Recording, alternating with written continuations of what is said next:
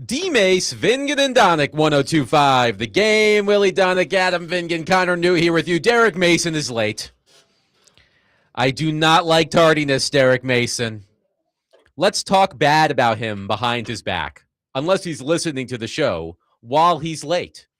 But Derek Mason will be here momentarily. He knows what time the show starts. That's all I'm saying. He knows what time the show starts. Willy got in here right under the wire, but he made it on time. And Connor Newt, of course, here earlier than any of us to make sure that we get on the air. So if anybody has anything mean to say about Derek Mason, 615-737-1025, I feel like there should be some punishment here. And you know what I think it should be? Silly underdog picks. The new season premieres at 5:20. I think Derek Mason, Willy Donick, Commissioner Donick, should be docked some points. He's going to pick last. He's already picking last. That's right. He needs to pick even further back now. He's not going to.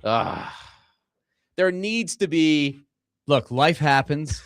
Today was a brutal day for traffic. The rain slows everybody down. Some much-needed rain. It was not good. But I'm excited because we got underdog picks today. Yes. We are fired up. Another year. What year is it now? The first year was 1994. 1994. So doing the math, that is the 32nd year of the competition. Right. It outdates Connor Newt himself. By half my age. But we're very excited about the season premiere of Silly Underdog Picks at 5:20. Myself, the reigning champion, Mr. Tardy himself, Derek Mason, Hal Gill, and everybody's favorite, Chris Sanders, will be competing for the title. It starts at 5:20.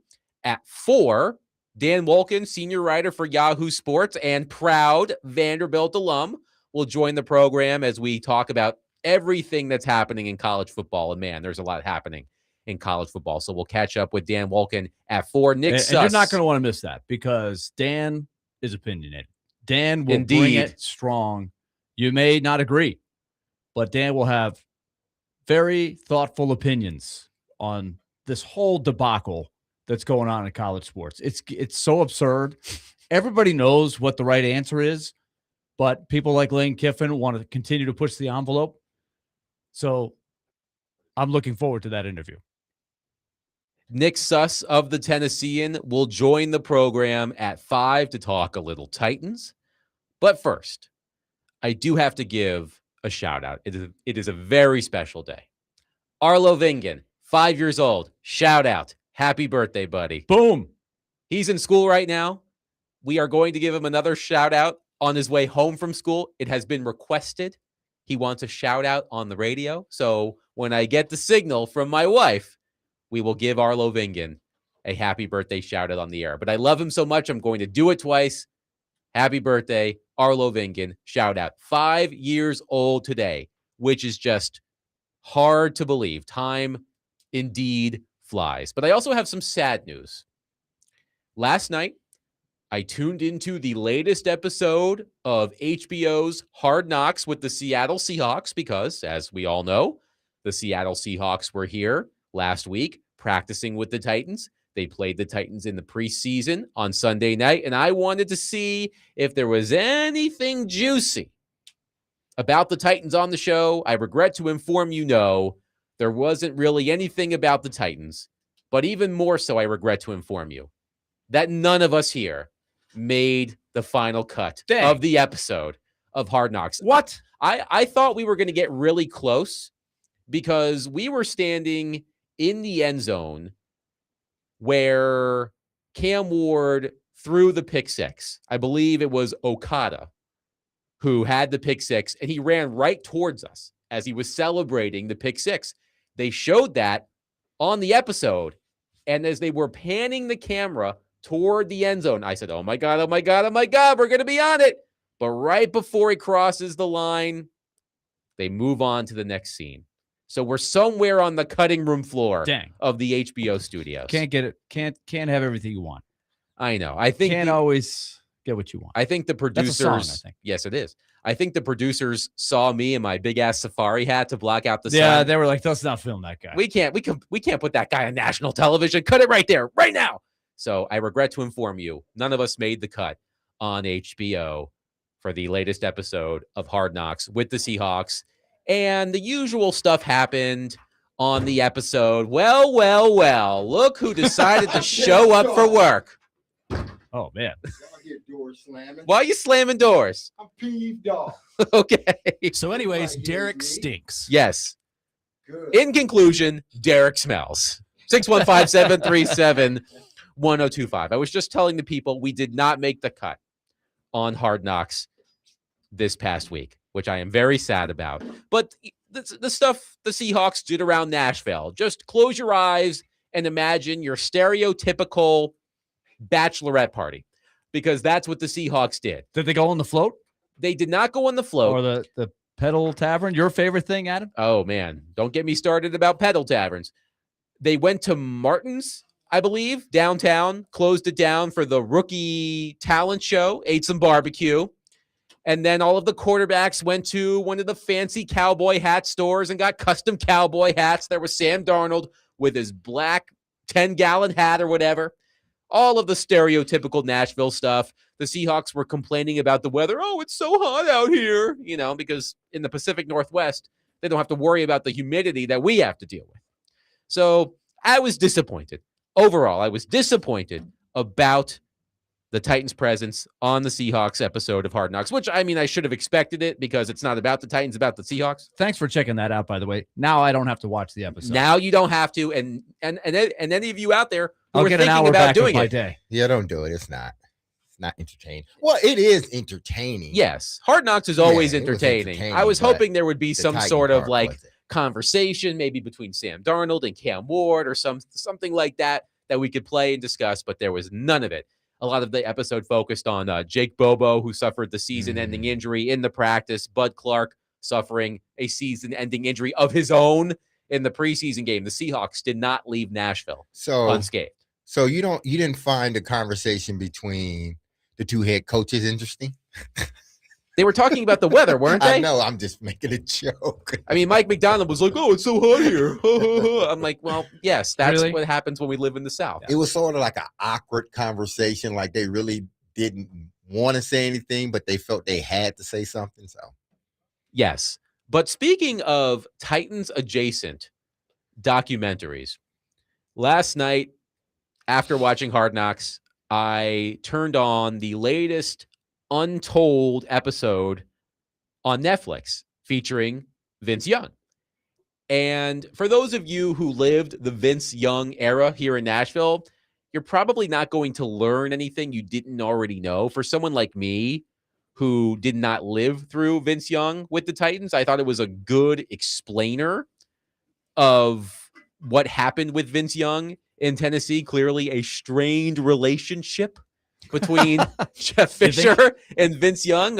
You could cut the tension with a knife, even in the testimonials. But as I was watching it, speaking of friend of the show, Jeff Fisher, he told a story about the drafting of Vince Young. Now, you guys have told me that Vince Young was Bud Adams' guy, right? VY is my guy. VY is my guy. I've pulled a clip from the show, again, Untold, about Vince Young on Netflix. And this story from Jeff Fisher, the punchline, made me laugh out loud. It is a hilariously petty story about Bud Adams in the city of Houston. Connor, do we have the clip? Let's play it. For the draft, I just hired the offensive coordinator for USC, and actually it was him who wanted Matt Leinart. A difference of opinions.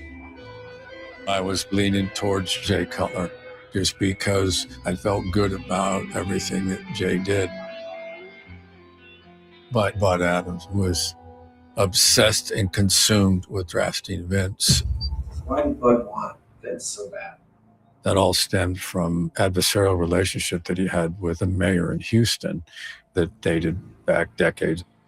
In that draft, I was told, ex-mayor's wife came on a radio station, and they were talking to her about who she thought the Houston Texans should draft with the first pick in this year's draft. And she went on and on about Vince. And she said, as a matter of fact, tongue-in-cheek, I would assume, a matter of fact, if they don't draft Vince Young, I'm going to go jump off the 16th Street Bridge. And Bud said, we're drafting Vince because I want to see the jump. We're drafting Vince because I want to see the B jump. And I heard that last night, and I started cackling because I think it's a pretty funny story. But also, it sort of ties into what we were talking about at the end of the show yesterday, when the Houston Texans unveiled their rivalry uniform, which basically looks like the Titans' current white uniforms. So I just thought it was like a nice, tight little bow on everything yesterday. Have either of you heard that story before? I hadn't heard that story, but I remember living that every day leading up to that draft, because with Jay Cutler being local, playing for Vanderbilt for 4 years, plus the epic season, which culminated in USC against Texas in one of the greatest college football games and a championship game that we've ever seen. This, all of the dialogue of who the Titans should pick, we were doing it every day, and we were doing it for months leading up to the draft.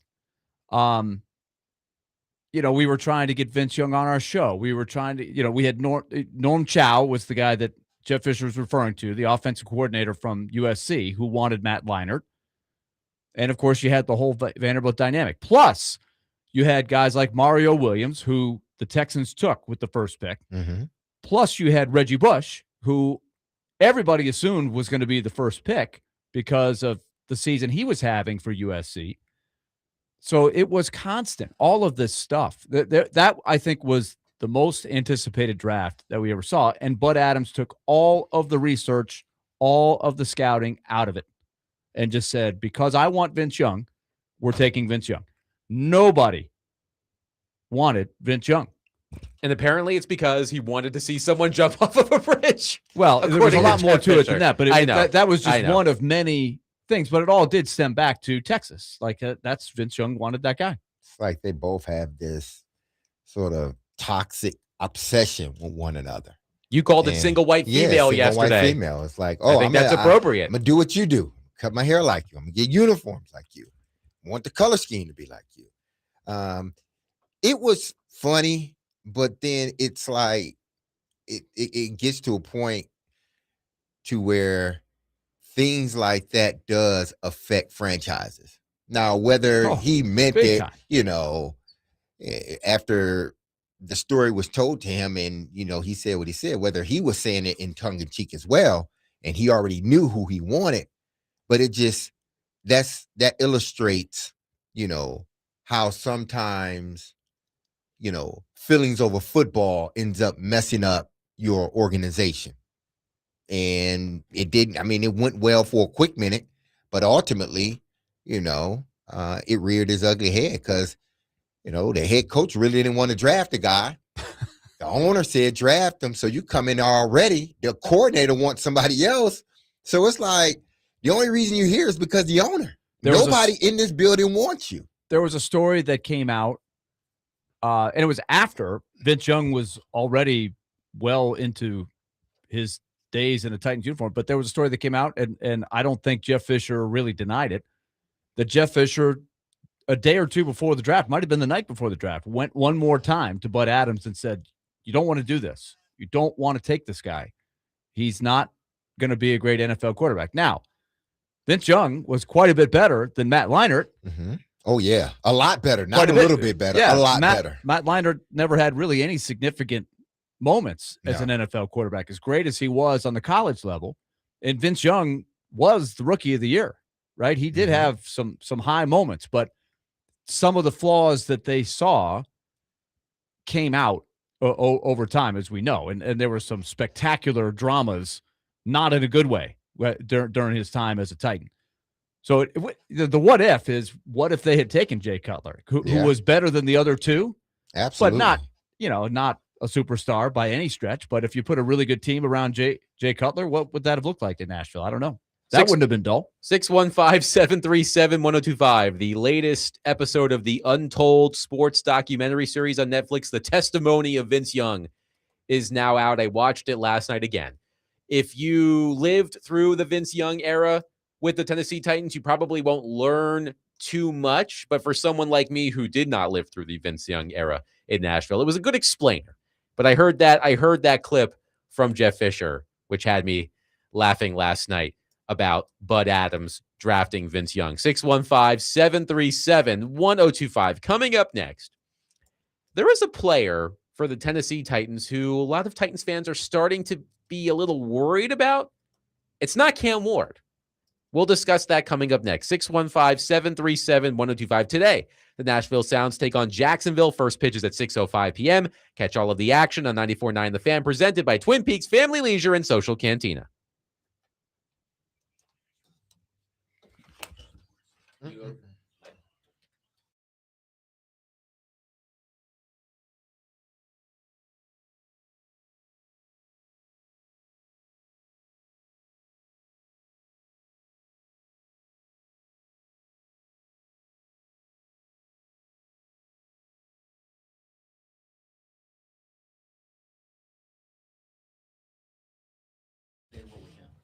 Hey, some days you're running from one thing to the next. Like Derek and I get into the show today with the traffic.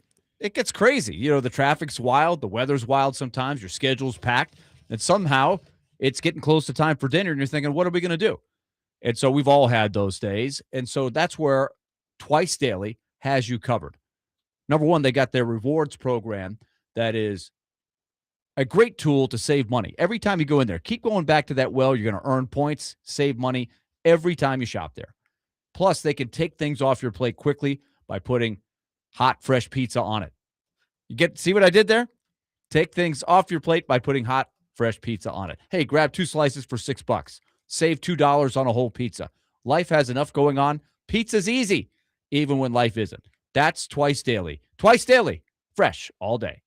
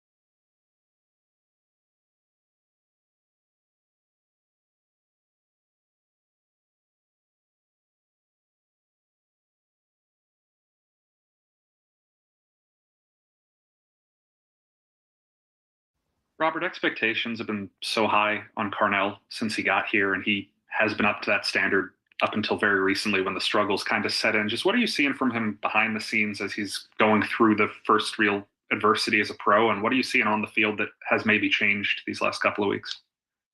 You still see a young man who's working relentlessly to try to perfect his craft and try to understand what's being asked out of him from a schematic standpoint. Same thing with technique.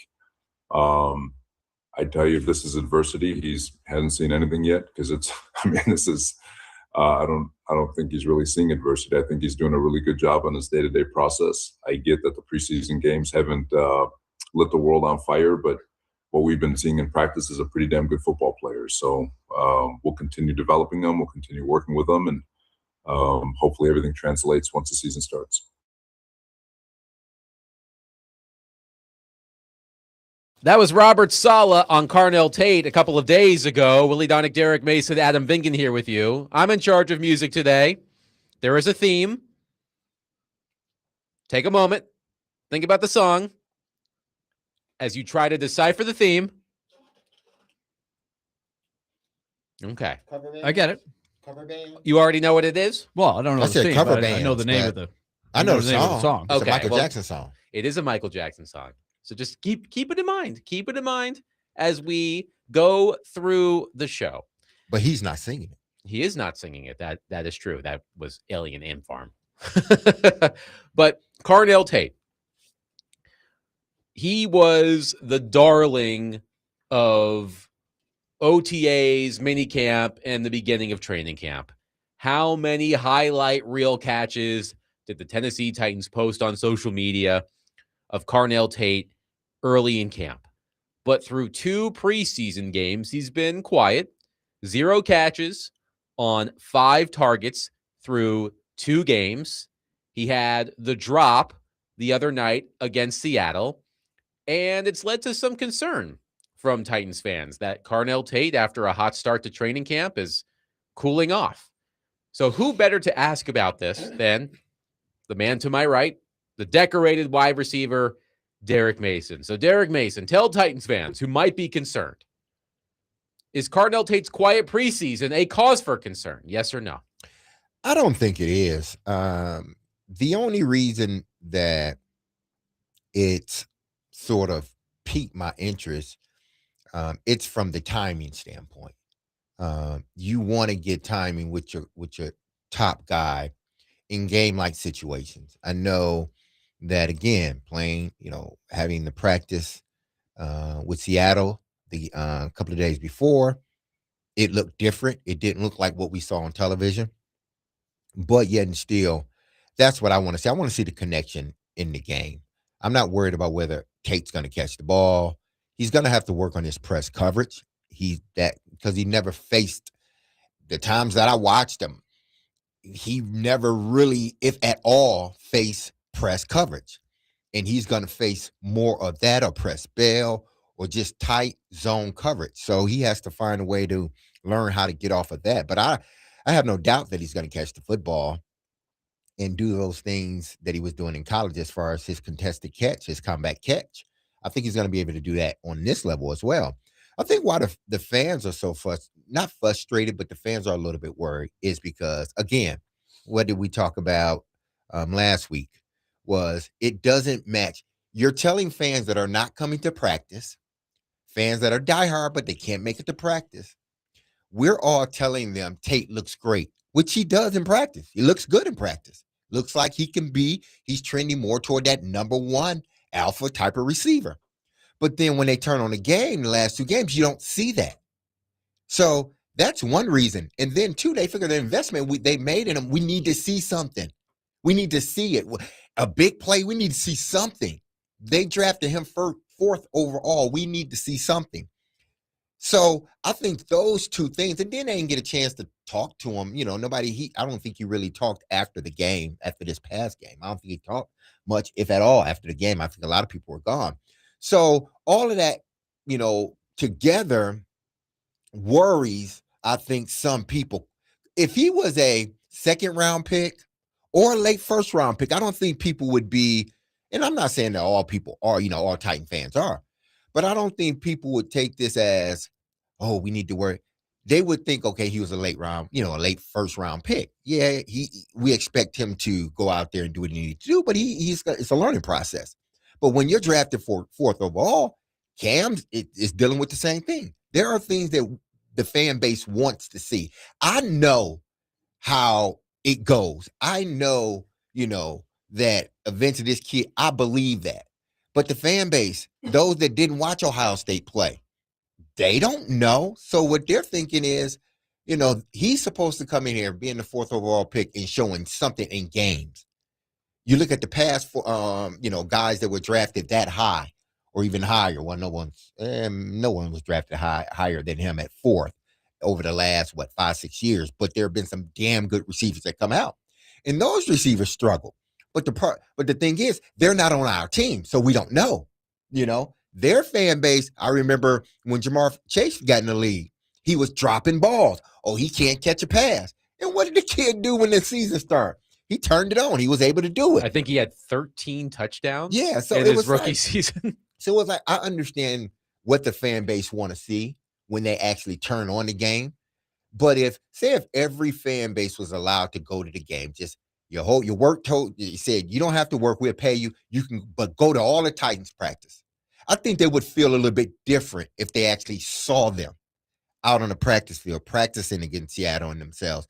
They would think a little bit different, I believe, about Carnell. But I think he's going to be fine.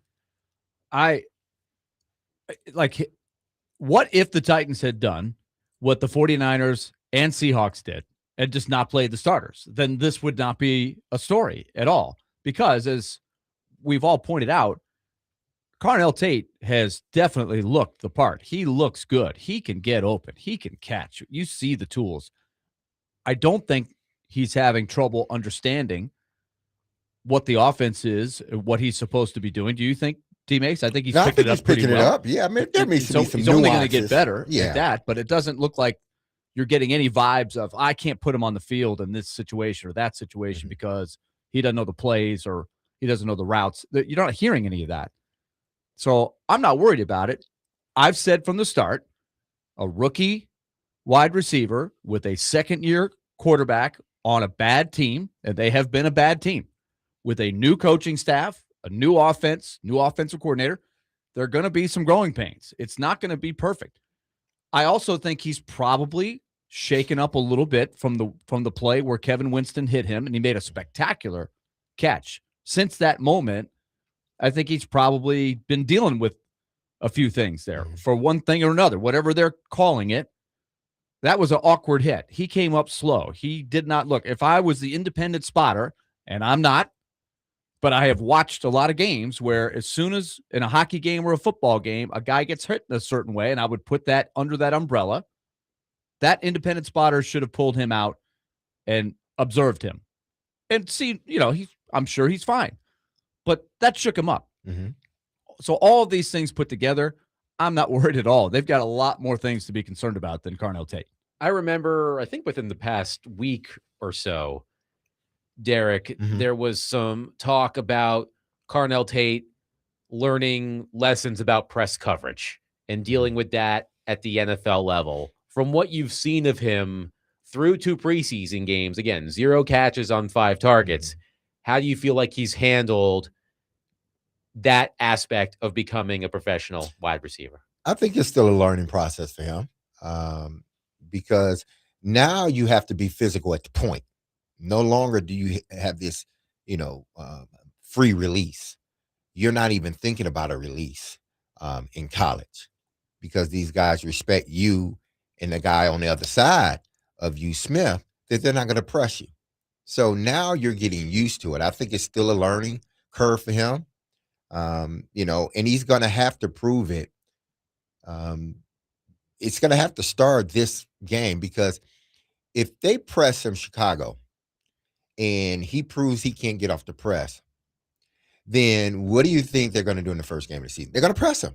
They're going to force him to either, man up and figure this out, or it's going to be a very frustrating day for you all day. That's why I think until this kid learns, put him at the Z. Just put him at the Z so he can be off the ball. You can move him around. I think they're going to do a lot of motioning with him, Carnell Tate, just to get the defender off of him, because I think he has too much talent to sit there and put him at the X when he hasn't learned nor has he consistently in games. Now, they may have done that in camp at Ohio State, but I'm sure after camp, they wasn't pressing anybody all day, every day. But you haven't learned that when you need to learn how to do it, and that's in the game. So, move him off the X until he learns that, and you can put him on the ball every now and then. But a guy like that with the ability, that he has at catching a football, you got to get him on the move. You look at listen, if you don't have the speed, but you have this extreme knack for catching the football in the radius, what do you think they did with Larry Fitzgerald? They moved him around. They move all this Jefferson, all these guys, they move them around because I'm not to say they can't get off a press, but they're making their job easier. Just make Carnell Tate's job easier. Move him. Don't let him be on the ball until he figures that out, because if you don't, then that connection with he and Cam may not build as quickly as you want to. Have you seen the Titans do that adequately enough during the preseason so far? No, because they really hadn't shown anything. True. And that's another thing. Like, they haven't really opened up their playbook. So the lack of catches doesn't concern me, because once they get into season, there's going to be about 15, 20 plays, about 15 plays specifically for him that they know he's going to get. They want to get him the ball. And there's going to be a handful that he's going to get the ball. Somehow, somewhere, they're going to set up. If he doesn't, then, hell, we're going to dirt it or we're going to scramble. But that's why I'm not as worried about it now, because they want to give him the ball in preseason, but they're not going to force it. But in the game, guys like him, you force guys like him the ball, and they're not doing it yet.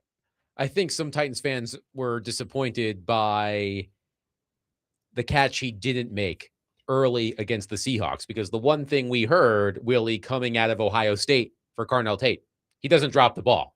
And at least according to Pro Football Focus, that was considered a drop by Carnell Tate. And we can have the conversation about Cam Ward's throw on the play, but as Derek Mason often says, if it hits your hands, you need to catch it.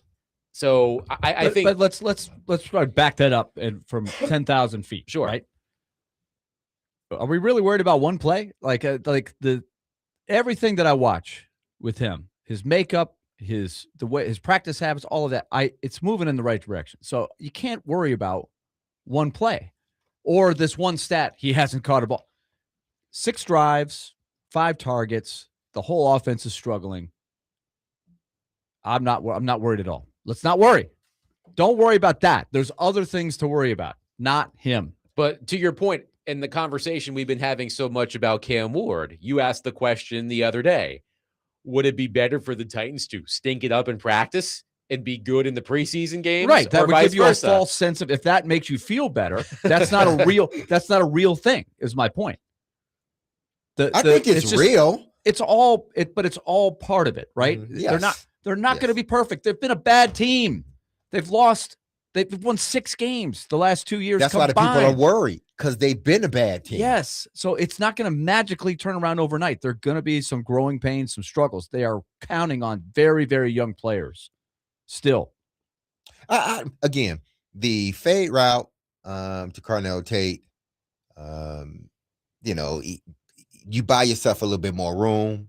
And these are the things he's going to learn. You're not just going to be able to, one, they're not going to be off a lot of times, and they wasn't off on that one, I don't believe. But you're not just going to be able to muscle people. These guys are big, and they're physical as well. The Seattle guys are big corners. So you got to learn how to, in this league, you got to fight for your right to run. I thought you were going to say party. That too.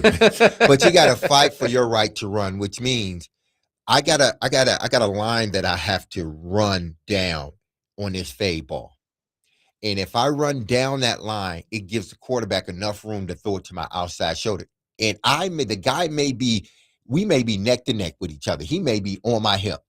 But if I leave enough room on the sideline, the quarterback can fade me away, and then I can fade away also and catch the ball. That's what he has to learn, to fight for his right to run his route, and then fade away as he should have caught it. I'm not sure where Cam could it have been a better pass. Yes, it could have been every pass. Just about that any quarterback throws could have been a better pass, But that was a catchable ball, a ball that I've seen him catch about at least last year, at least 20 times. So I know he's going to drop one, and I'm not worried about this, but he's going to learn how to, and that's what I talked about, the whole press coverage. He's going to have to learn how to fight for his right to run his route. 615-737-1025.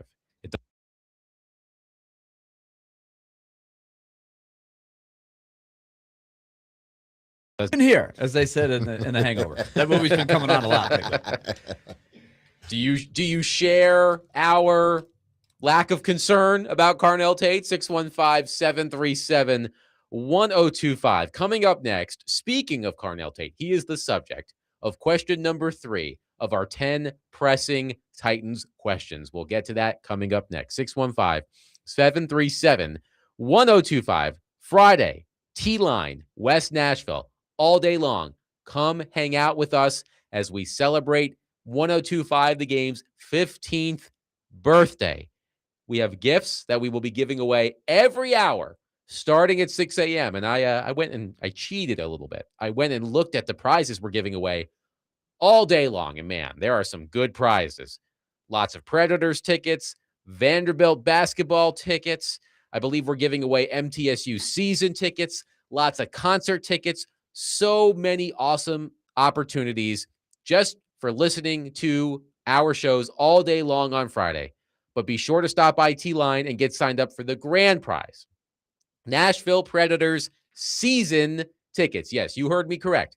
Predators season tickets. That's the grand prize at T-Line, West Nashville. Come hang out with us all day long as we celebrate 15 years on the air. For more information, visit thegamenashville.com/birthday.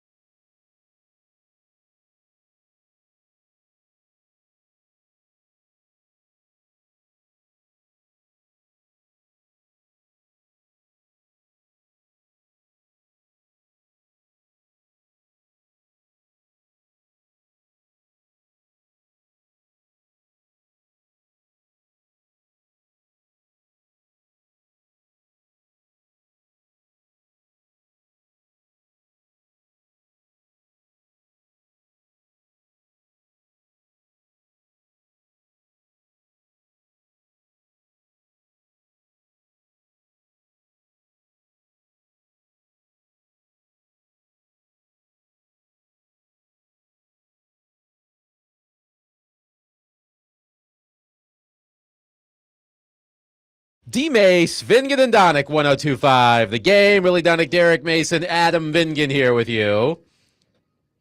All right, we're 2 songs in. Any guesses? It's another cover. It is another cover.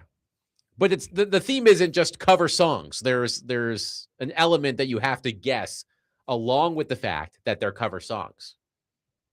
Summer, not summer. They're both cover songs from the 80s. Mm-hmm. That's not the theme, but that is true. Smooth Criminal, Boys of Summer. Yes. Smooth. Here's the hint. It's less about the songs and more about the bands. Young. Just think about that. Boys, boy bands. Yes, there are. Boy band, One band. texter says covers of 80 songs. Again, that is true, but that was not the theme. Again, the hint is think more about the band than the song. Are these really bands? Yes, that was the Ataris doing Boys of Summer. The Ataris? Yes. Atari is a video game. That's a video game console. Atari is a video game What was the first console. band? Alien Ant Farm. Alien Ant Farm. What is that? When are they playing at Bridgestone Arena? They're not playing. They might have played Bridgestone Arena like 20 years ago. You think so? That song was a bop. Okay. All right, just I need to hear more. I need more. More. All right. Question number 3 of our 10 pressing Titans questions. Question 1. Will Cam Ward improve at escaping sacks? Question 2. How many sacks will the Titans defense register? Question number 3. We were just talking about Carnell Tate. A lot riding on Carnell Tate this season. That's why the Titans drafted him at 4th overall, much to many of our surprise. So here's my question. 615-737-1025. Carnell Tate, over under 5.5 receiving touchdowns this season. And here's how I came up with that number. I looked at the 12 wide receivers drafted in the top 10 since 2015 who played at least 10 games in their rookie years. Ted McMillan, Marvin Harrison Jr., Malik Neighbors, Roma Dunze, Drake London, Garrett Wilson, Jamar Chase, Jalen Waddle, Devontae Smith, Corey Davis, Mike Williams, and Amari Cooper. Their average touchdowns in their rookie years was 5.25. So I said, let's just bump it up a little bit. So Carnell Tate, over under 5.5 receiving touchdowns in his rookie season. Willy Donick. Touchdowns are a little bit arbitrary for me. There's a lot of variance on who gets the touchdown. Like if you could catch 3 or 4 passes. I don't know if this ever happened to you in a particular year, Derek, where you're like, dang, I only have X touchdowns and I've got 3 catches where I got tackled at the 1 or at the half-yard line. I'm sure that happens sometimes. And the value of getting the ball to the 1-yard line is, the next best thing. So touchdowns don't always tell you the story. You could have a nice year and have 2 touchdowns. But that being said, I'd like to think that Carnell Tate around the end zone is going to be effective. The problem is they have been a very poor team in the red zone the last few years, and I don't know if he's going to catch 3 or 4 bombs for touchdowns. I don't know if he's that guy yet. It's going to be close. I'll say slightly under. Okay, Willie taking the under at 5.5 receiving touchdowns for Carnell Tate. Derek Mason, over under 5.5 touchdowns for Carnell Tate this season. I'm definitely taking the over. Definitely taking the over. No hesitation. None whatsoever. I think that, again, once they get into the season, they're going to start specifically game planning for this guy. And especially in the red zone. That's one of the reasons why they drafted him so high. 1, his radius, and then 2, his combat catch percentage. He had the highest in college football. Didn't drop any passes either, but he had the highest in college football. They believe that translate. The Titans had problems scoring in the red zone. Not many. They didn't have many receiving red zone touchdowns. They need somebody like a Carnell Tate because Calvin Ridley isn't that physical guy. Alec is physical, but I don't think he possesses the ability to consistently make those type of catches that Carnell Tate does. So it's going to be imperative that he be their red zone guy. along with Gunnar Helm. And hopefully Elliott can come on as well. But if you have those three guys playing at a good pace in the red zone, it's going to be hard to guard them. But they're going to scheme a game plan and scheme for him to either get one-on-one coverage, whether it be in the slot or outside, or they're going to just scheme something where they hope he completely runs wide open. But he's going to get more than 5 touchdowns if indeed he stays healthy. Well, Okay. that's the if, because that's something when we do these questions every year. Yes. You have to part of factor it, that yeah. in. But I'm going the over. I'm still going Fortunately, that he hasn't had a history of, knock on wood, the soft tissue kind of thing. Like, but we all know that one freakish thing could have you miss a few games. So that has to be that's part of my thinking too. Of why I'm going to play the percentages of under. They're not a good red zone team. They're still a young team that's limited in their weapons, and so I'm playing the percent. I hope I'm wrong, but I'm going slightly under. Well, let me ask you this question, Derek Mason. The Tennessee wide receiver rookie record, say that 10 times fast. The Tennessee wide receiver rookie record for touchdown receptions by a wide receiver, 8 by A.J. Brown in 2019. Does Carnell Tate tie or surpass A.J. Brown? I think he at least ties it. So at least 8 touchdowns Yes. for Carnell Tate. Okay. I am going to take the under as well. I am going to say Carnell Tate has precisely 5 receiving touchdowns in 2026. I think Willy laid it out well. There are still some questions about this pass game. The one thing I was wondering with Tate, he caught, I believe, 6 deep touchdown passes last season at Ohio State. I think the Titans only threw 2 deep touchdown passes, or at least Cam Ward threw only 2 deep touchdown passes all of last season. So I wondered, hey, maybe the Titans will spam some deep passes to Carnell Tate to see if they can get one of those bombs for a touchdown. But then we've been talking about Cam Ward. I know it's the preseason, but Cam Ward hasn't been airing it out in the preseason.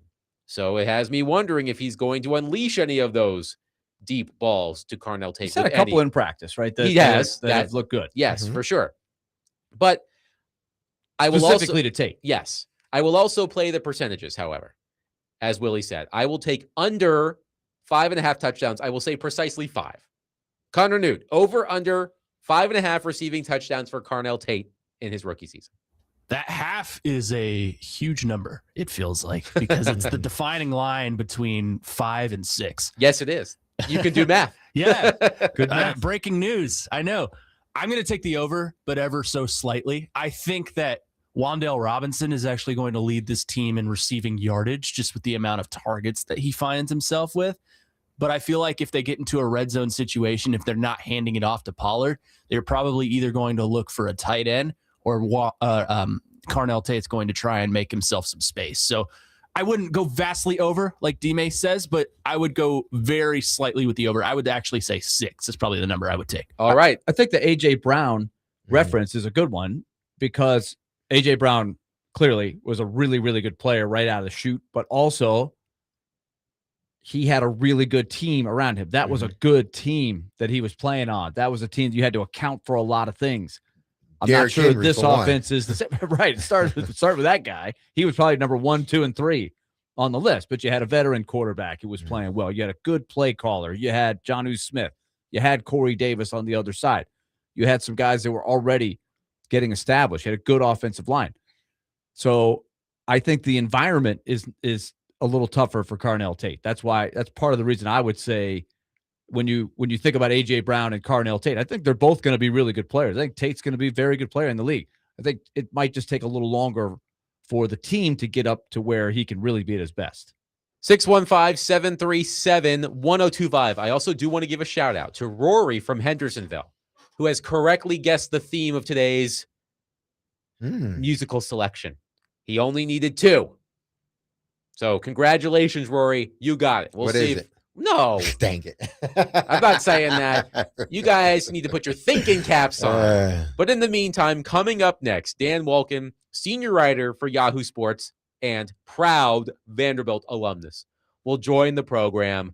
We'll talk to him about everything happening in college football. We'll also ask him about the decision his alma mater made yesterday. Blaze Berlowitz starting over Jared Curtis. 615-737-1025. We are broadcasting from the Busy Bee Plumbing, Heating, and Air Conditioning Game Nashville studios, home with a $99 yearly Beehive membership where the buzz is always about great service.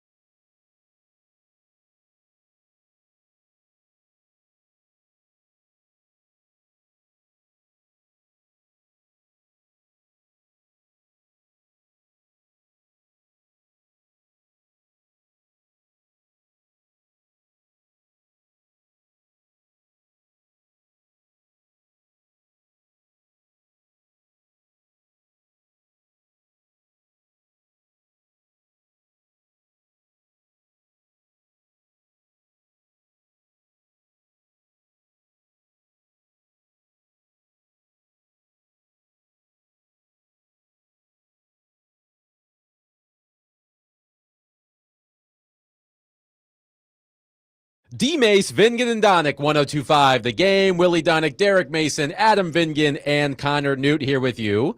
Let's go to our phone line, driven by Wilson County, Hyundai.com, and welcome in senior writer for Yahoo Sports and proud Vanderbilt alumnus, Dan Wolken. Hello, Dan. How are you? I'm very well. How are you guys? Willie, do you want to give our guest an anchor down? Absolutely. Dan, anchor down. It's great to have you back with us.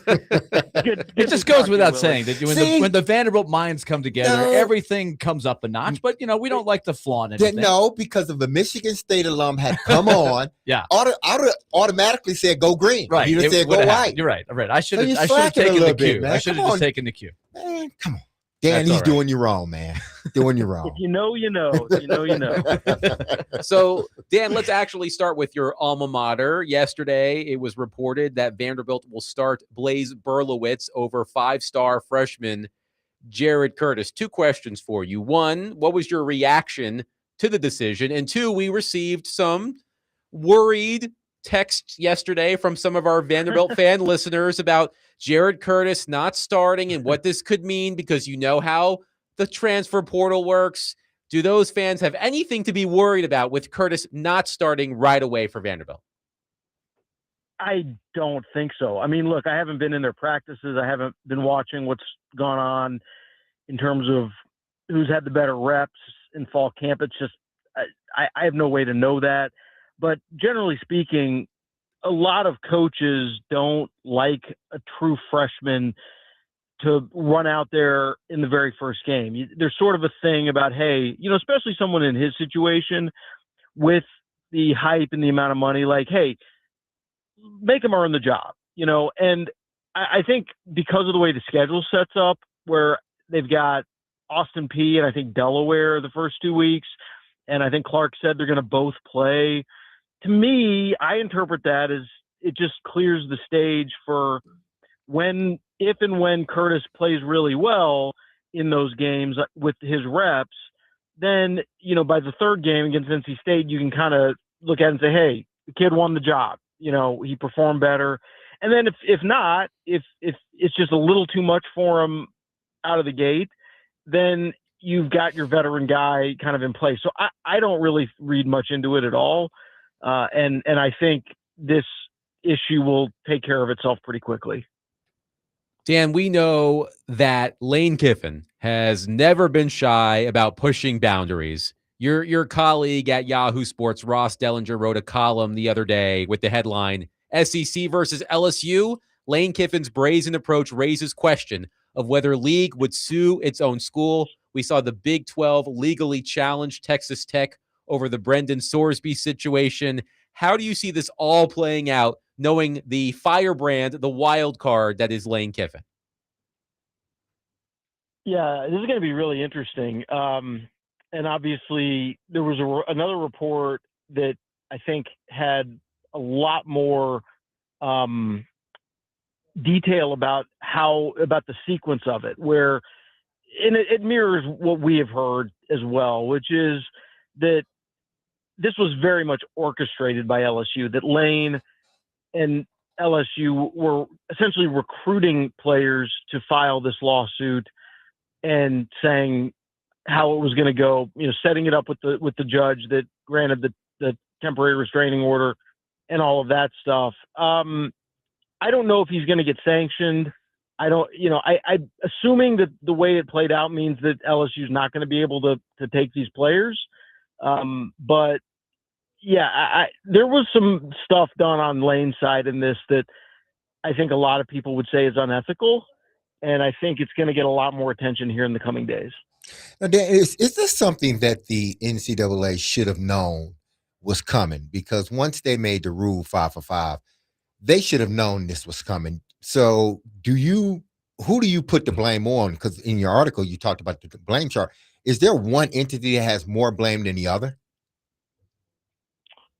Well, I think everyone's got a little bit of blame here. Mm-hmm. Some people would even say the NCAA wanted this outcome because it basically they're taking a dive in the courtroom to raise the urgency behind the Protect College Sports Act in Congress. I'm not sure the NCAA has exactly that level of cunning in them, But I will say that the more chaotic things seem, the more chaotic they feel out in the atmosphere.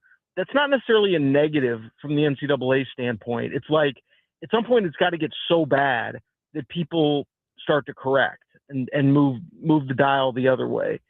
And that may be what's happening, right? I mean, we saw the response from the Big Ten, from the SEC, all these conferences forming these rules. Maybe it is, kind of a tactical loss for the NCAA. We'll see. But yeah, I mean, I don't know why they drew the line there at 2022. It seemed weird at the time. And why they announced it in January or whenever, in June instead of, October, when the football season, it would have already been too late. Interesting questions and interesting to think about the answers beyond just, hey, the NCAA is incompetent as always. Now, this is one of those deals where, you saw the Big Ten. For some reason, the SEC decided that, okay, we're going to allow sort of the coaches to govern themselves, which we know isn't going to happen. And you see what Lane Kiffin is doing, even a basketball coach there at LSU, Wade Wilson. Yeah, Wade Wilson. Will Wade. Will Wade. Got it backwards. Who is Wade Wilson? Yeah, He was the quarterback of your Saints. Yeah, he was the quarterback of your Saints, Adam. That's true. That's true. So you know that your conference isn't going to sort of police itself. But do you think the Big Ten got it right? And that some reason the SEC just continues to fall a little bit behind the Big Ten when it comes to making rules? Yeah, well, somebody in the Big Ten last year told me, or had a really good line. And it was, if we don't want to be governed, we won't be. And I think the Big Ten has just done a better job than the SEC of actually consenting to be governed. And the SEC has always been a little tougher to, kind of herd those cattle in that room. There's a lot of different agendas, and there always has been. There's always been, personal conflicts and egos and longstanding rivalries that make it a lot harder. But ultimately, these schools have to start acting like business partners. For so long, for much of their history, decades, they've looked at each other as competitors who can, they can get in the room in the conference and, work some things out. But fundamentally speaking, they've always got a little side eye at each other, suspicion. Hey, what's this guy doing? What's their agenda? Because they all just feel like they need to be in the gray area to win. That's not how it is in the NFL or the NBA or the NHL. Like, those team owners get in the room, and fundamentally they're business partners first, and that drives their decision making and drives their just generally responsible behavior. And that has not taken hold as much in college sports as it should have during this chaotic era of professionalization. But maybe there's some indications that it's starting to work out that way when you look at how quickly the Big Ten can align behind this notion that, okay, this is just a bridge too far. And we saw it a little bit with the Sorsby stuff at Texas Tech, and the SEC getting their act together today, although LSU, from what I saw, was a notable abstention in the voting. So it was 15-0 instead of 16-0. It's a whole other story. But yeah, it's interesting time in this evolutionary process here. Dan Wolken is with us, and we're talking college football with him, especially this issue right now of players trying to become eligible to play college football after being cut by NFL teams. Crazy to even be throwing that out there. If this was winding the clock back to 10 or 15 years ago, people would have wondered what planet we were on. But Dan, it tests Greg Sankey, who I always feel like is the guy that wants to move very slow. Reminds me a little bit of Bud Selig. He wants to be liked. He's not ruling with an iron fist, but does he need to show a little bit more leadership and sternness in this situation? Well, look, on one hand, I have some sympathy for him because he works for the presidents, and the presidents are the ones who are mostly out of step with where things are. And they're stubborn, and I think they're a little bit old-fashioned. They're sort of out of that academic world, and they don't always sort of get what's happening and the importance of it and the need to evolve, right? I think Sankey sees it a little bit clearer. But on the other hand, you don't get to call yourself the most powerful person in college sports or be called the most powerful person in college sports if you never get anything done. And that's my issue with Sankey is he never gets anything done. What do they do? What win has he posted? Not in the college football playoff structure. He's outnumbered in what that's going to look like at this point anyway. And they went to 9 SEC games based on the promise that the playoff was going to expand, and then it doesn't happen. So there's a lot of upset coaches within the league. Has not been able to, despite spending years on Capitol Hill, get that end of it tied up. Like, I just don't see where his big leadership wins have been, and therefore I find him fundamentally ineffective.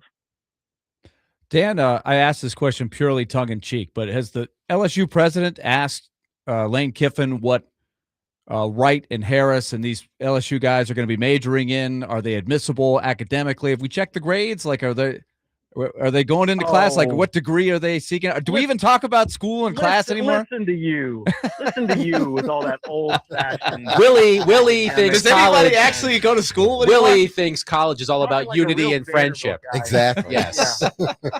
Not so much anymore. Like such a Vanderbilt guy talking about academics.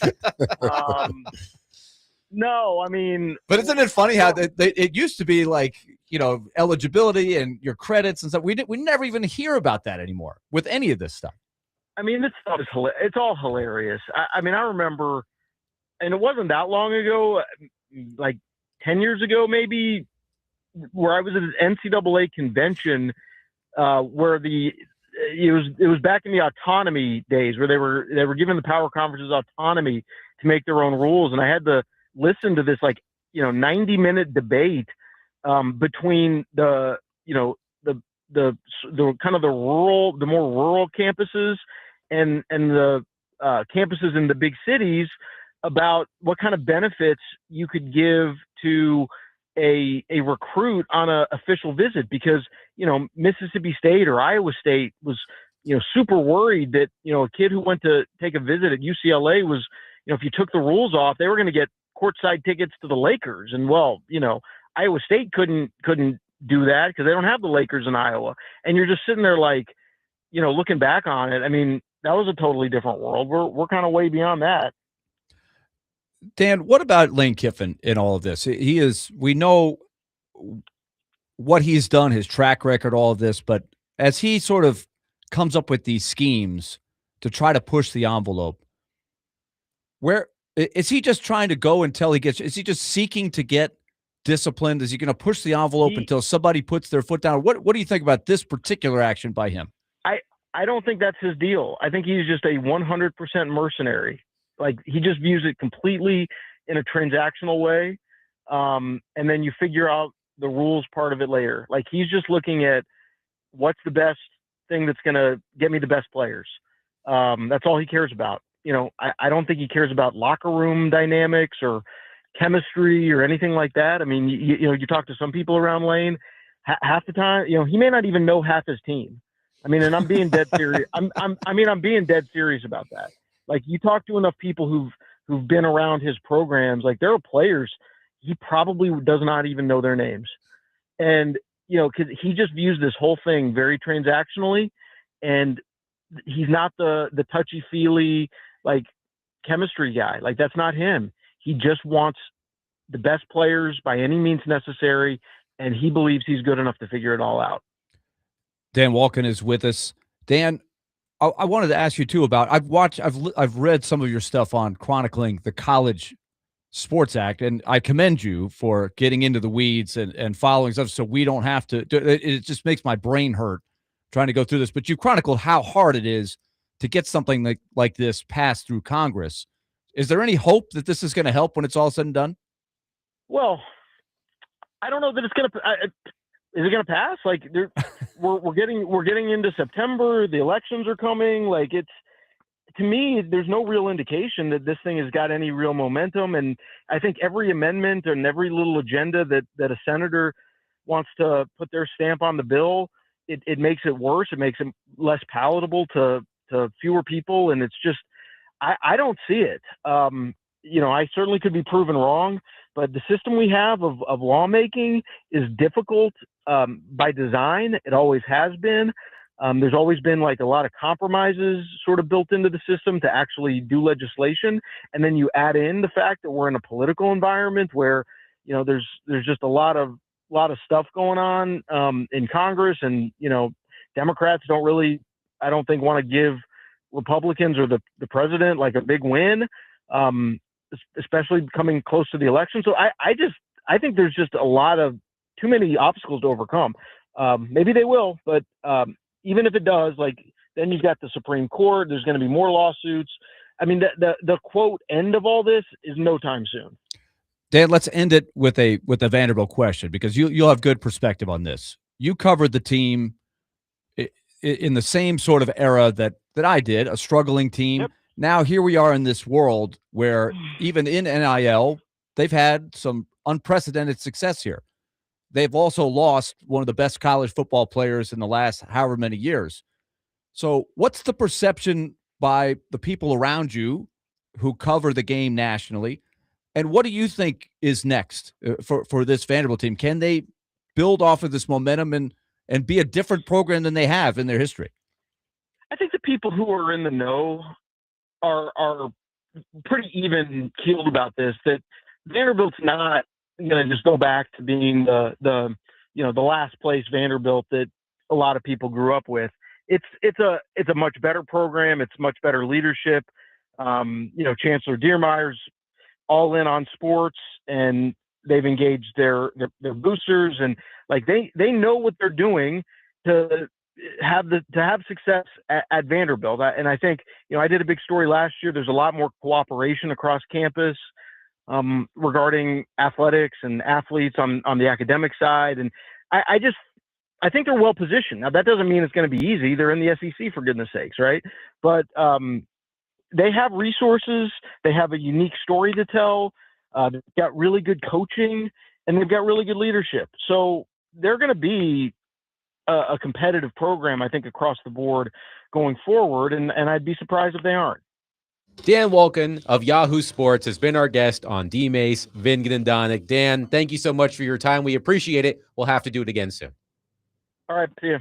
615-737-1025. We will react. What? Willy, you're supposed to anchor down. Well, he got out of there real quick. He was like, all right, see you. Should have said anchor down. He's a busy man. I get it. It's all business. Dan Wolken. He's a good guy. I've known Dan for a long time. So your issue, by the way, was that Willy did not offer the anchor dive down in immediately. Yeah, I had The to. fight song playing in the background. Hey, we got a Vanderbilt guy coming on. Also, Exactly. by the way, Wade Wilson was Yeah. three different people. Wade Wilson was an NFL quarterback. Yeah. Yes, I remember. Wade Wilson was, or I think he's still alive, a convicted murderer. Oh, What? wow. I know the third one. And Wade Wilson is also Deadpool. You're right. Not a Deadpool guy. I don't know. I love the superhero movies, but the comic or comedic, I guess, angle to that, I wasn't down with that. I love Comedic it. action, in a sense. So Wade Wilson was convicted of the 2019 murders of two women in Cape Coral, Florida, due to sharing the name of the Marvel character Wade Deadpool Wilson. Wilson has been referred to in the media as the Deadpool killer. I wonder what the quarterback thinks of all this. Yes, exactly. Wade Wilson had his moments. He wasn't a total scrub. He He's quarterbacked some some big games now. Yeah, so won some playoff games, I think. 615-737-1025. We will continue the college football conversation coming up next. Willy, Donick, Derek Mason, Adam Vingan, 1025 The Game.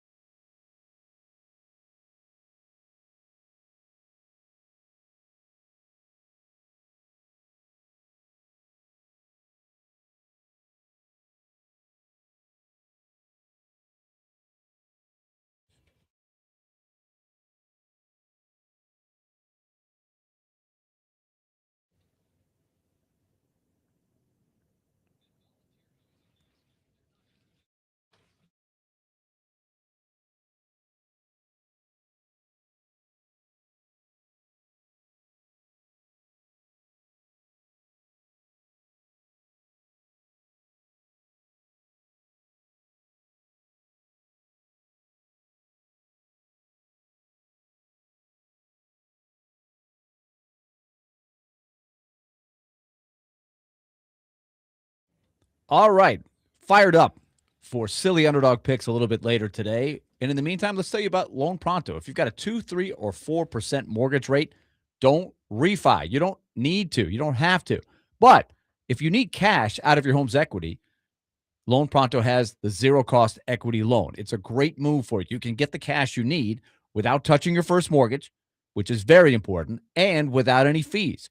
One local homeowner got $100,000 out of his home's equity, paid off all of his credit cards, paid off his existing HELOC, remodeled their kitchen, and with the rates, saved over $1,500 in the monthly budget. There's no hard credit pull, usually no appraisal, no long drawn-out process. This is a great streamlined process, plus no closing costs. You might even be able to skip your next 2 house payments. So there's a lot of good things happening here. You just need to call Loan Pronto and find out more. 615-499-5780. That's 615-499-5780. Or go to loanpronto.com. That's loanpronto.com. For qualified homeowners. Equal housing lender, NMLS 166-1781, NMLSconsumeraccess.org.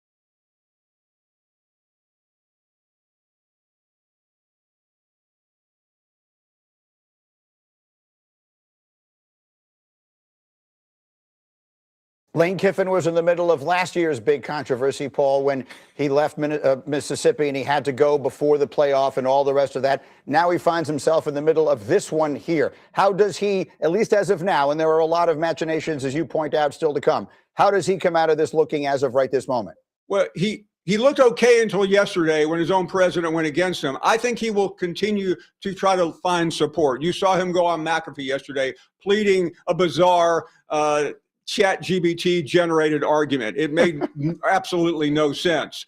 But that's who Lane Kiffin is. He still has the people behind him. And Pete said it best. This is not over. And if you know anything about Louisiana, expect an uprising because Lane Kiffin wants those players on his roster. And I believe he is determined to get them over the commissioner of the SEC's dead body.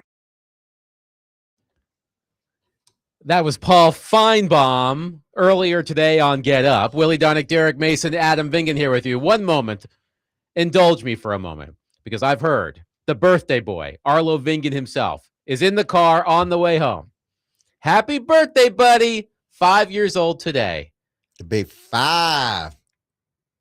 Happy birthday, buddy. And remember, keep rolling with the punches, baby. Punches, baby. Keep rolling with the punches, baby. I woke up this morning. I said, where is 4-year-old Arlo? He's disappeared. I have no idea where he went.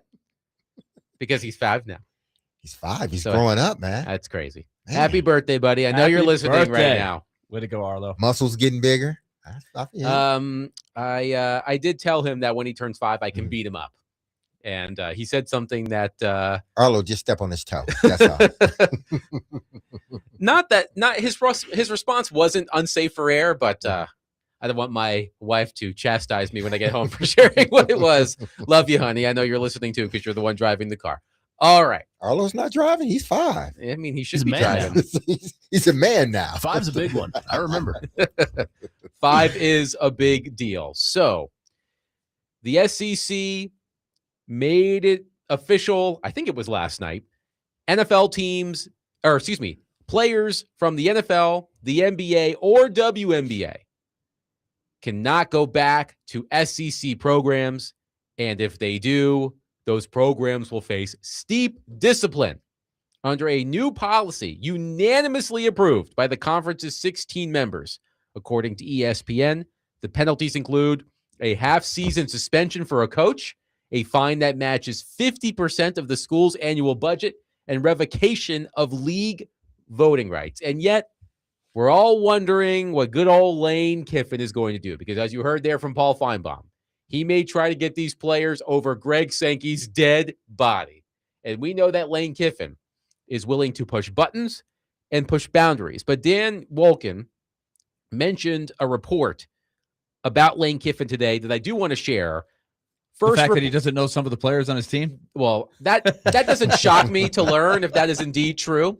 But can you imagine that? You send your son off to play for LSU. Hey, coach, how's my son doing? Which one's your son? Adam Vingan. What number is he? He's number 83. Where's he from again? He's been here for 3 years, coach. Like, I can't but imagine. I can certainly see that with Lane Kiffin. I can't imagine you don't know something about everybody on your roster. I mean, not everything, but you got a first name or a nickname or something. I don't know. And how about the potential penalty of you sacrifice your voting rights? Well, LSU didn't even vote on the last thing anyway. They abstained. Oh, LSU. Oh, don't worry about that. We don't really care if we vote. Is the SEC becoming basically Tommy? Good grief. They just don't want to do anything, man. But here was the report from CBS Sports that Dan Wolken referenced in our conversation in the previous segment. Reading from the report on CBS Sports, quote, Kiffin and the Tigers reached out to multiple players on NFL rosters or their representation in an effort to get them to bring a lawsuit against the NCAA and return to school, per sources. This includes some of the players who ended up in the Louisiana lawsuit, which sources have pointed out wasn't tried in Baton Rouge by accident. So Lane Kiffin may have been orchestrating this whole thing behind the scenes. May have been. I He's think pushing, it's pretty. he's pushing the all limit. arrows pointing in his direction. I mean, innocent until proven guilty. True. But I'm not saying he didn't do it. It's Lane just doesn't care. And I think Dan was right. The SEC, it seems like at times they don't operate as a conference. And you see other conferences saying, mainly the Big Ten, listen, we're not going to have it. And, as a consensus, we all agree this doesn't need to be a part of our conference, even though, it may sound good, it may be good for a year, but I think they think about it in terms of you've already committed. It's taking away scholarships from younger guys that we're trying to develop. Yes, I know you want to win, but I think that goes outside the bounds of winning. So Lane Kiffin is going to basically sort of sacrifice his conference just for one player. That is he going to change who they are? He's not the quarterback, is he going to change fundamentally who LSU is because he's on your roster and he may be able to play? No, I don't think it will.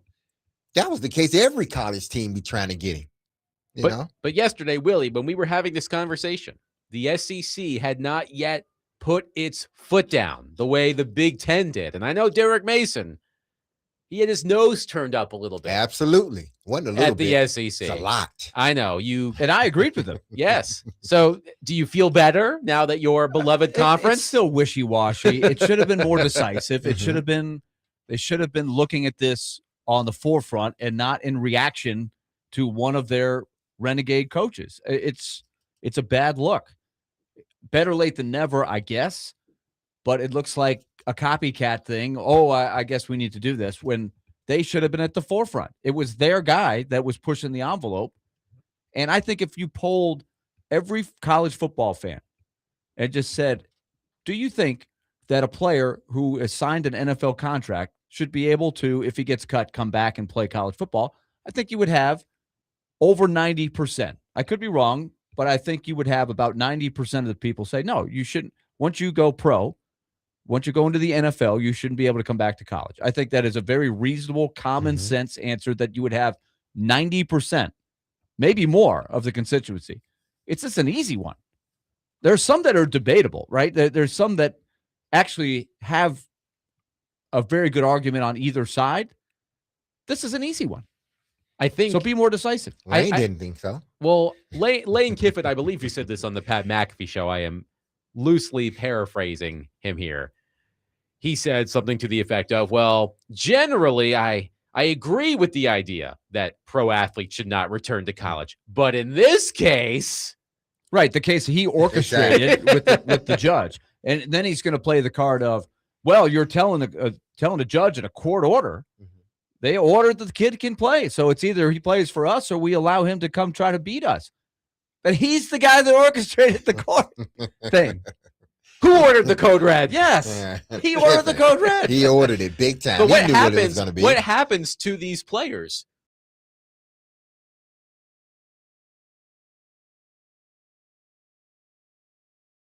Who make me laugh? They can get a degrry from LSU. Now that they're there, they just can't play football. But doesn't it further? You get what you get. This is the world we live in. At some point, life isn't fair. You don't always get what you want, but you try to make the most of it. But isn't it disappointing that, because if you just look at it for what it is, you took a judge that I would assume, because any judge got to think like, the guy's already went pro. What are y'all doing? No, I'm not going to. But either way, it's just crazy to think that a judge, if he has any sort of favoritism toward a university, he can just, boom, you can play. Now y'all fight it. Right. And it seems to be happening, in LSU, and Louisiana or other places, in the South. So it's like, when is this stuff going to stop? That's what, the judges, the collective judges who have made these rulings one by one, I have been really curious about what is their scope. They must not be big sports fans. Like they don't have to be. No, I would think they don't seem to. Well, in a sense. If they are, then maybe they are looking at it only hey, maybe this guy could play for the school I want to win. I mean, that's not what a judge is supposed to do, but it just seems like the judges are missing completely the ramifications of what the way that we have understood the landscape to be for generations, not just now. So I don't understand the thinking outside of the bubble of the one kid. Like I see it, but you have to have a presence of how does this affect everybody? 615-737-1025. We'll take your thoughts on the wild and wacky world of college football. 615-737-1025. Coming up next, the NFL is eliminating an institution of its schedule. We'll discuss that coming up next. 615-737-1025. Willy Dunnick, Derek Mason, Adam Bingen, 1025 The Game.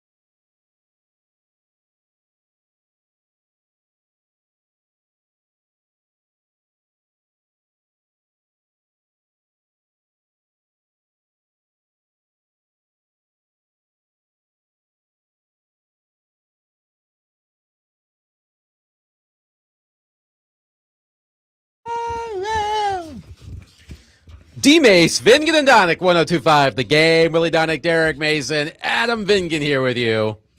Continuing the musical theme, a little Quiet Riot. Come on, feel the noise. We already have a listener who got the theme of the musical selections after 2 songs. You guys are 4 songs deep now. Any guesses? Well, we did. We are close, I think. You're close. We said one-hit wonders. You are close. You've connected the cover songs, Mm-hmm. and it's not. But this wasn't a cover song there. It is. It is a Come cover on, feel song. the noise is a cover song. That's a cover song? It is. Quiet Riot was not the originator of that? No. It was That I a didn't song know. by English rock band Slade, which was released. Slade. I have heard of Slade. Which was released in 1973. Woo. And Quiet Riot recorded their own version in 1983, which was a million-selling hit single in the United States. You learn something every day. So That I All didn't know. hit singles. They're all hit singles. you're so close without me giving it away. You're so close without me giving it away. So hit singles, one-hit wonders, basically. Cover band. Songs that are being covered. Yes, songs. They are cover songs. Uh-huh. Are they ones that reached a higher level of hit than the original? That's a good guess. You are like scalding hot. You guys are like basically there. I don't want to give it away, but you are so close. You've got all the pieces. You just got You got to put the assemble. pieces of the Let's put puzzle them together. Take some more time to think about Take it. some time. Okay. Do you need more time? That's what Regis Philbin used to say on the Yes. So the news Who Wants to broke. Be a Millionaire. The news broke within the past hour that the NFL is eliminating an institution. That's right. The NFL is eliminating the Pro Bowl. The Athletic reports, quote, on Wednesday, league executives presented to team owners the future of the Pro Bowl, which will no longer have a standalone game or games, be they tackle or flag football. After surveying players over the years, the NFL will now make the Pro Bowl effectively an individual performance award. 88 players will receive the Pro Bowl honor with no alternates, corralling a key aspect of the All-Star event that had gotten out of whack in recent years. So remember how a couple of years ago we were talking about the Titans playing the Dolphins, I think on Monday Night Football, and we were like, Pro Bowler Snoop Huntley, because Snoop Huntley was like a fourth alternate for the Pro Bowl. No more. You're a Pro Bowler or you're not. No alternates anymore. No more Pro Bowl game. No more football game. That might be the best thing out of all of this is Yeah. you don't have the fabricated appearance Bowl, in the yeah. Pro Bowl, right? People making the Pro. There was some. We could put together a list of just some absurd people that made the Pro Bowl. Not that there was anything wrong with these players, but they like the were eighth literally guy. like the eighth guy. Hey, Kyle, oh, can you play? Oh, you can't play. Who was the Can you backup play? quarterback a couple years ago that we joked about? It was that made Huntley. the- It was wasn't Snoop Huntley. Yeah, Snoop Snoop Huntley. Huntley. Okay, yeah. playing for the Yes. Dolphins. and he's not alone. No. There are guys that had like very But we were Roger blah the Pro seasons. but we were putting some I'm in the respect. Pro Bowl. We were Yeah. putting some respect on his name Yeah. because Pro Bowler. he was a Pro one-time Bowler. Pro Bowler, probably as like a fifth alternate. Ain't But nobody still gonna counts. ask like, hey, were you first alternate, second alternate? What were you? I was they're a just Pro gonna Bowl. say Pro Bowl. I was a Pro Bowl. That's all I was. I know I played, but this is something that the NFL should have got. Oh, rid it's of. right here. Baltimore Ravens quarterback Tyler Snoop Huntley, this is the Athletic, Mhm. made the 2023 Pro Bowl as the AFC's fourth alternate, even though he started in just 4 games. 4 games, fourth alternate. Shador Sanders, who was statistically one of the NFL's worst starting quarterbacks over his 7 starts, made the Pro Bowl as the 6th alternate. The 6th. Man. Yes. Hello, you can't Yeah. make it all right. You So can't no- make it all right. so- Cross him off the list. Exactly. Well, we're down to Shador. This next guy I've got Connor Newt. Connor Newt. Can we call him? See if he can make it next Sunday. Kind of. Well, I got something to do. Connor can't even make it. Scratch him. So- Who's next? Shador Sanders Nick technically was a Pro Yeah. Bowler as a 6th But alternate. So but this is something they should have gotten rid of years ago. But you made a really Um, good point to me during a break about what this could mean for player Yes. negotiation. I think from a negotiation standpoint, because I do believe that the backup. I'm saying the first alternate, That means a lot. The first alternate means a lot, I believe. You mean the sixth alternate doesn't mean anything? Not really. Okay, Nah. just checking. I mean, it means something in the sense of that person, but when you're talking about that sixth person, you typically going to the backup of the backup of the backup. But the backup's backup. Exactly. Keep going. But no, I think this because a lot of guys, it's just a part of negotiation. You can say, "Well, I was a Pro Bowler." I mean, again, you ain't gonna say, "Well, I was the third alternate." You're gonna say, "I was a Pro Bowler." That sort of, leverage is taken away now, even for those guys that were legitimate alternates, guys that had hell of a seasons, but everybody can't go to the Pro Bowl, just like everybody can't be named All Pro. So from a sort of contract standpoint, some guys may fuss, but listen, the league has put it out there. It's going to change. They should have changed it. I got to believe they were not making any money off of that at all.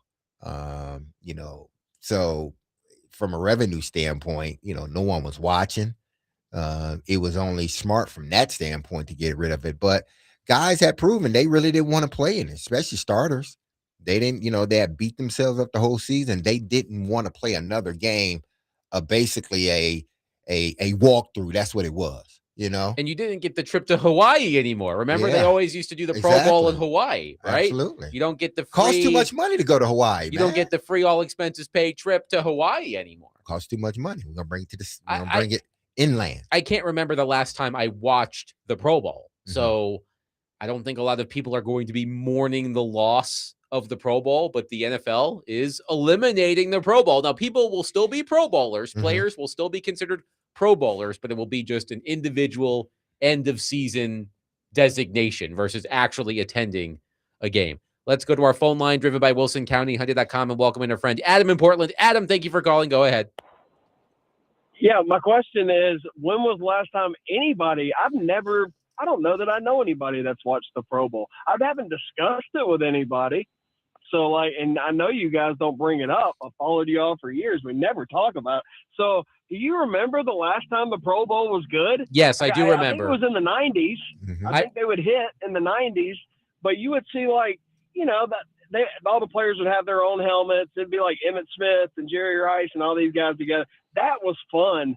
But to love the NFL so much and to see a leg of it be so crappy is wild. So yeah, I say good riddance to it, but I don't know anybody that's watched it, man. I haven't even had a conversation about it. I don't even know where it was. Was it Branson, Missouri or something lame?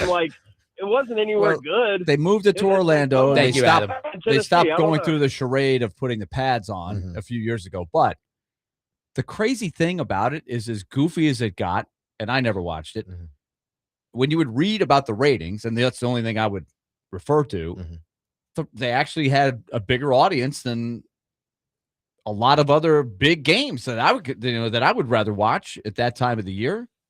A big college basketball game. It's a no-brainer for me. I'm with Adam, or the caller Adam that just called in, but they would get a surprisingly high amount. I'm sure that's why they kept it going, because it's some people are you get the feeling they could put a test pattern on, like the rainbow, just the colors, and you say, this is the NFL.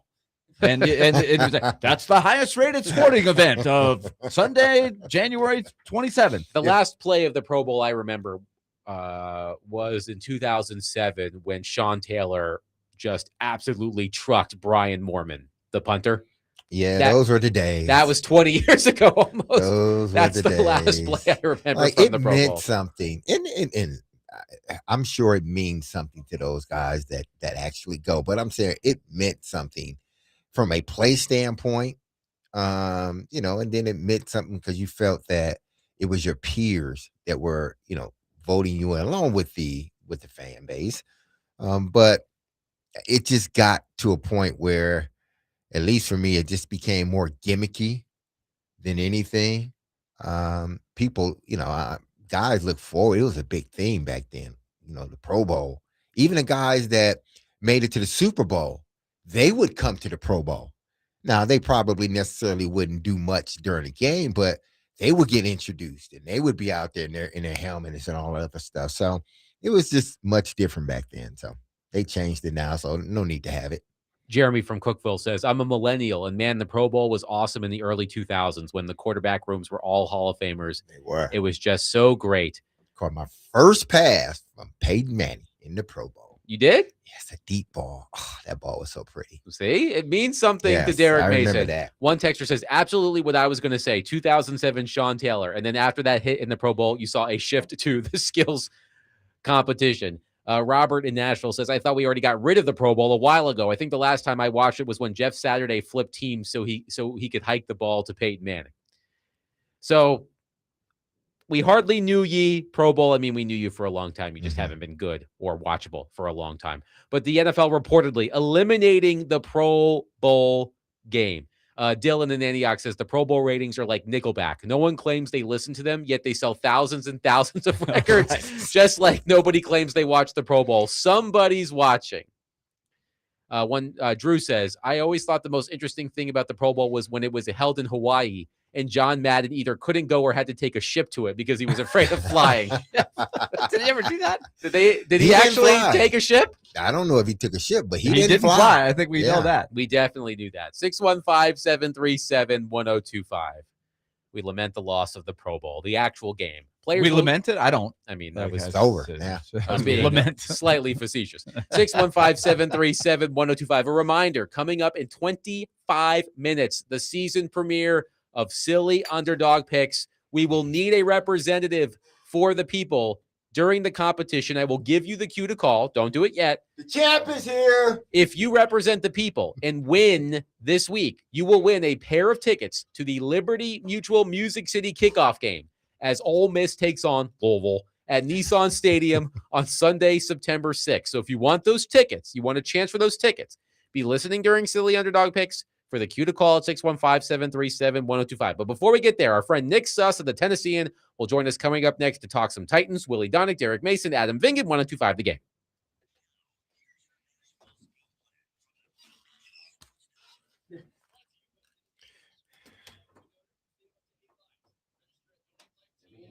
We can keep it tight.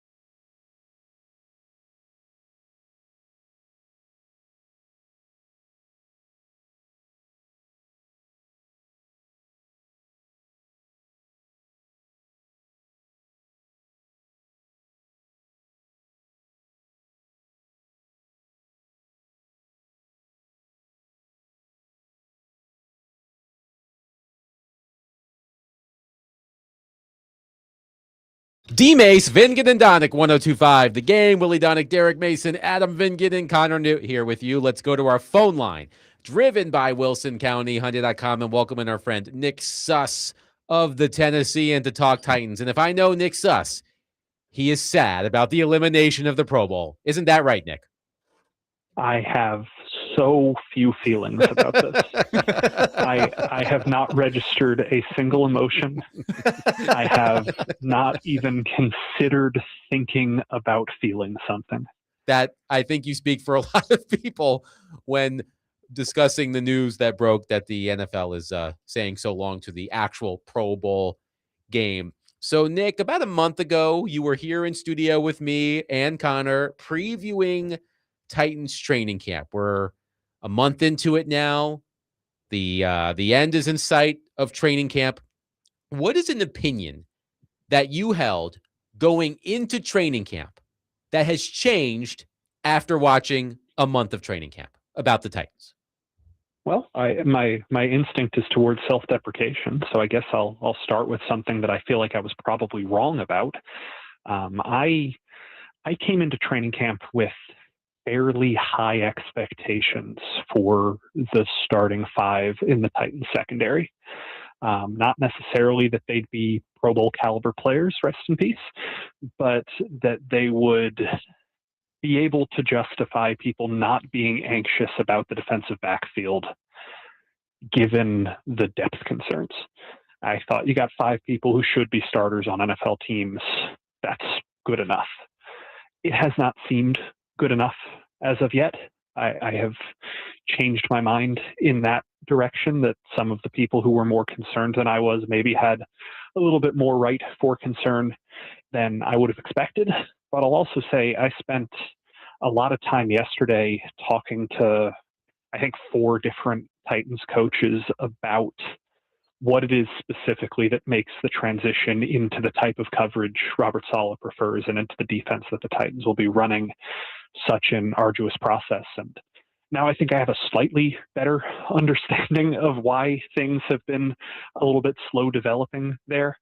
But it's still, look, I'm not panicking because I've seen the preseason games. Those are the least of anybody's concern. The preseason, whatever.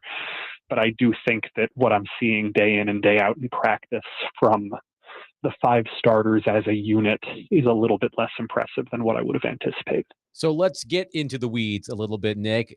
After talking to the Titans coaches about the defensive scheme that Robert Saleh is running, what did you learn that maybe gave you more context about the struggles of the secondary? Yeah, if you guys want a full read on this, Tennesseean.com, obviously. Shameless plug, of course. The short version of this is when you guys hear the jargon of match and vision and the way that Saleh talks about it, the simpler way they could have been saying it is leaning more on zone coverage than man coverage. I think that would have saved some confusion for a lot of people. But essentially what they're having to teach players to do is to go from keeping your eyes on the player you're covering to keeping your eyes on what the quarterback's doing. And doing that is going to create a lot more opportunities for batted passes and interceptions and turnovers and all of those mistake-creating plays. But it also creates a lot more cushion in the secondary. Receivers have more space to play with because the cornerback isn't connected to them at the hip. And because of that, when you're seeing a lot of these completions, it's because Titans players are having to learn how to instinctively break on the ball rather than already be where the ball is. And now you see it, so you chase after it, but there's still that adjustment of how quickly can you go? How much can you trust that you break when you're supposed to break? How much can you trust that your teammate's doing what he's supposed to do? And those things come from reps, and that's being instilled. And yeah, that seems to me like a harder thing to mentally handle. But I would also argue that it's probably much harder to stay step for step, stride for stride with a receiver, given where the rules are and with how athletic NFL receivers are. So the actual ask should be fairly easy from a physical capability perspective, but the reaction time, I'm not surprised that it's taken some time to hone. We'll talk with Nick Suss discussing the Tennessee Titans. Now, Keldrick Falk has been, showing up on film, and obviously he's been doing what he needed to do in practice. How long do you think it will be before he's ultimately the starter? That's tough to say what even starter means in this system. A guy that because he's going to rotate those guys as he does. Yeah. That whole unit. But a guy that you look at what Cody Barton brings to the table, his veteranism, the guy that knows because he's been in the league, so he has an upper hand. But when you talk about just a flat out skill, he's a little bit behind in regards to what Saleh wants to do and what he wants from his backers. Oh, are we talking about Anthony Hill? Yeah, Anthony Hill. I'm talking about not Keldrick. I'm sorry, Anthony Hill. Yes.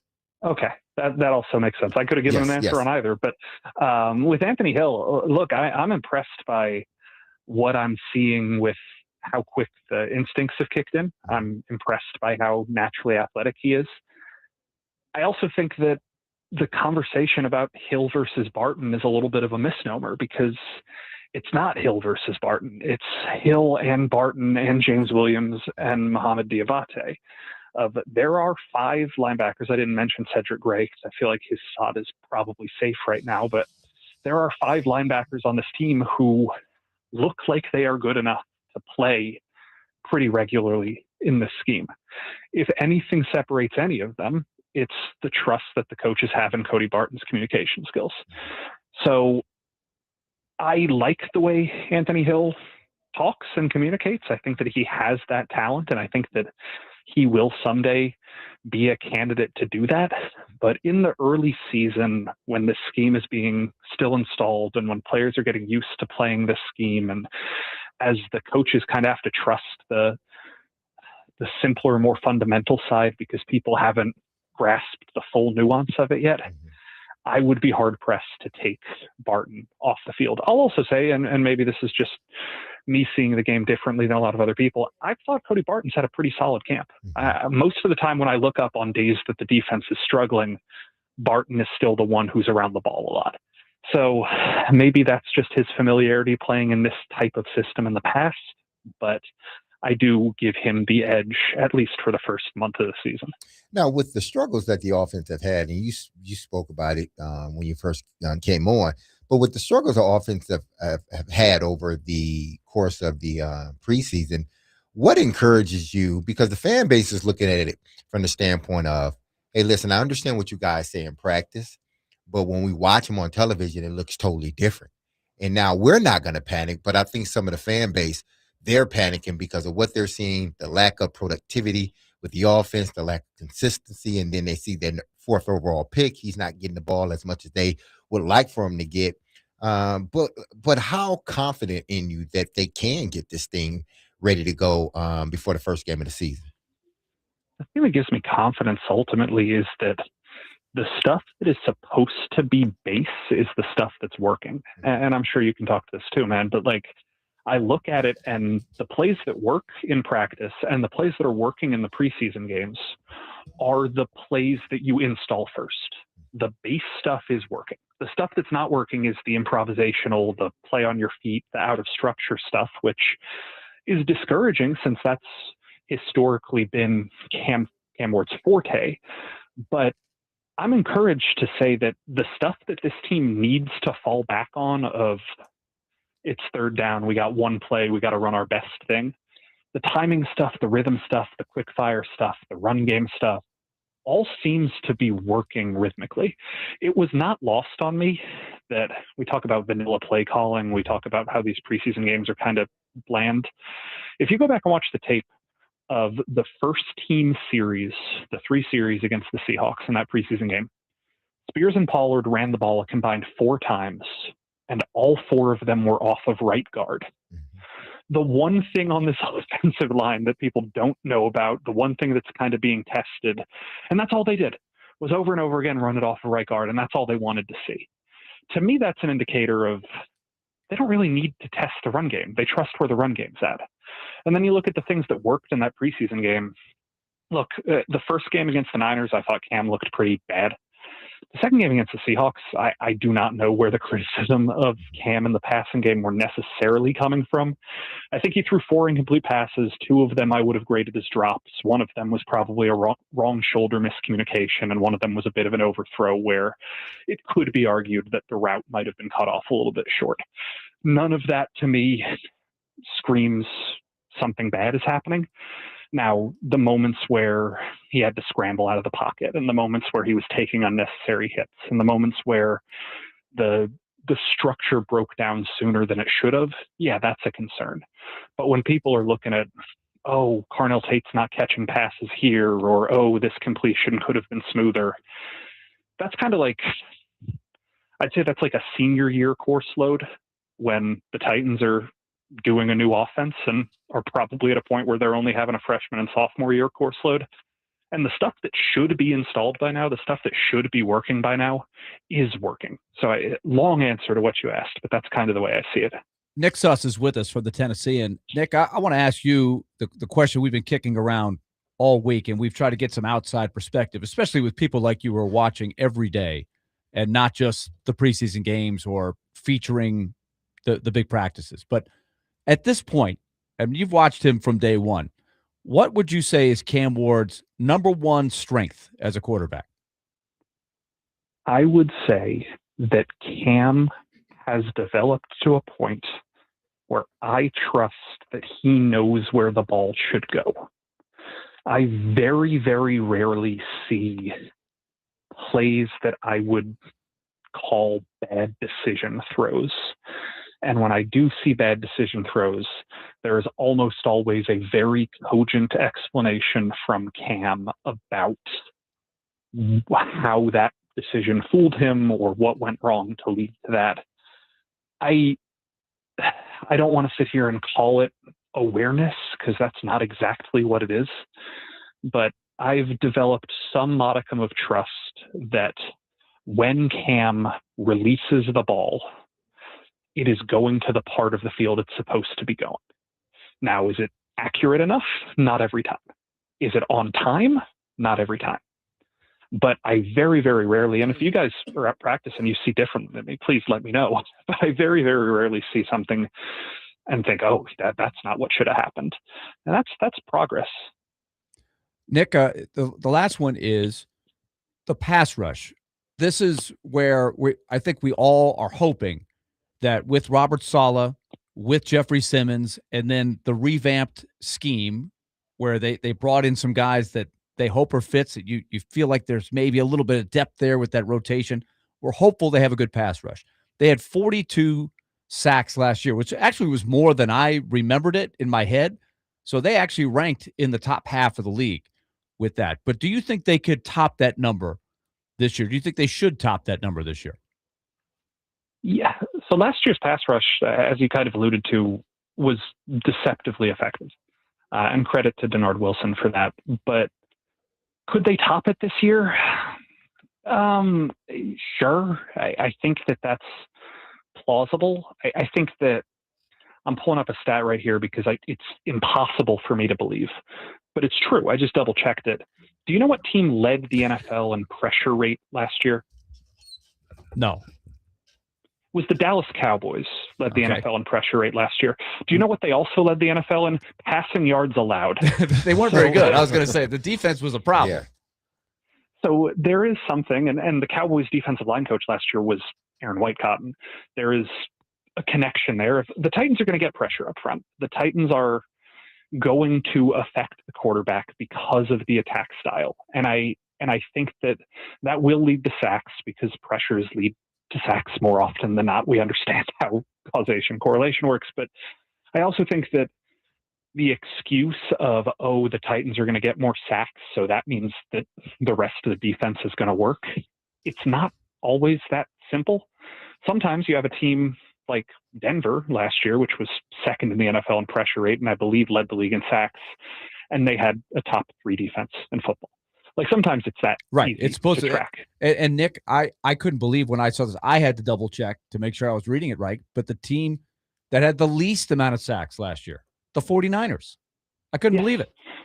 Yeah, and injuries were a huge contributing factor to that last year with the Niners and Nick Bosa being out. But still, you're right. The relationship here between are they going to get more sacks and is the defense going to be better is not as much of overlapping lines as people want to say it is. So I know I didn't exactly talk about what you talked about there, but yes, I do think that the sack rate can go up. Yes, I do think that the pressure rate will go up. I think that you go get John Franklin Myers, you go get Jacob Martin, you go get Jermaine Johnson, Keldrick Falk, Femi being healthy.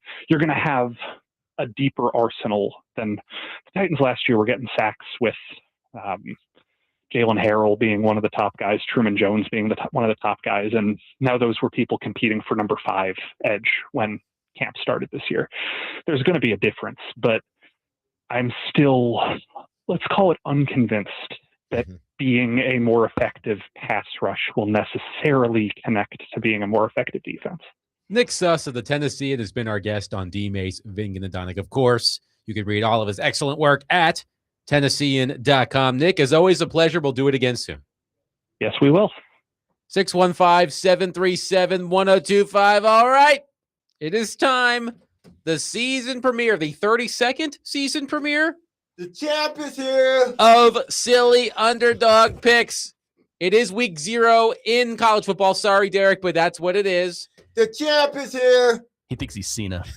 Derek is going to attempt to repeat as Silly Underdog champion, but I, Hal Gill, and yes, even Chris Sanders have something to say about it. We will start the competition coming up next. 615-737-1025. Willy Donick, Derek Mason, Adam Vingan, 1025 The Game.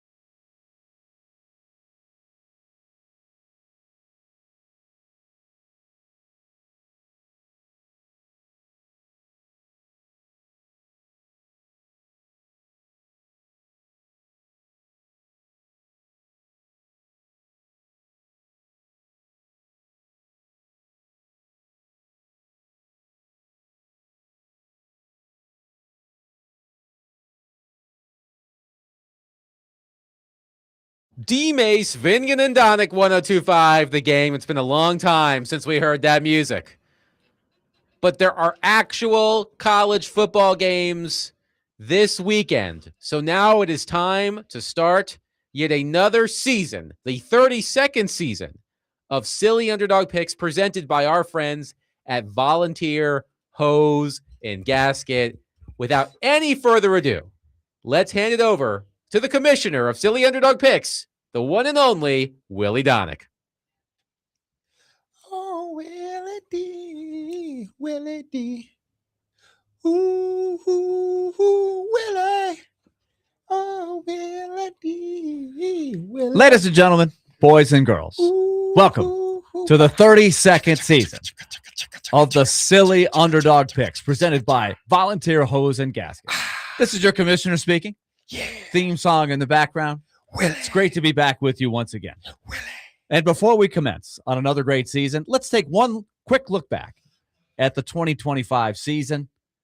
And Derek Mason has been waiting, chomping at the bit for this moment all day long.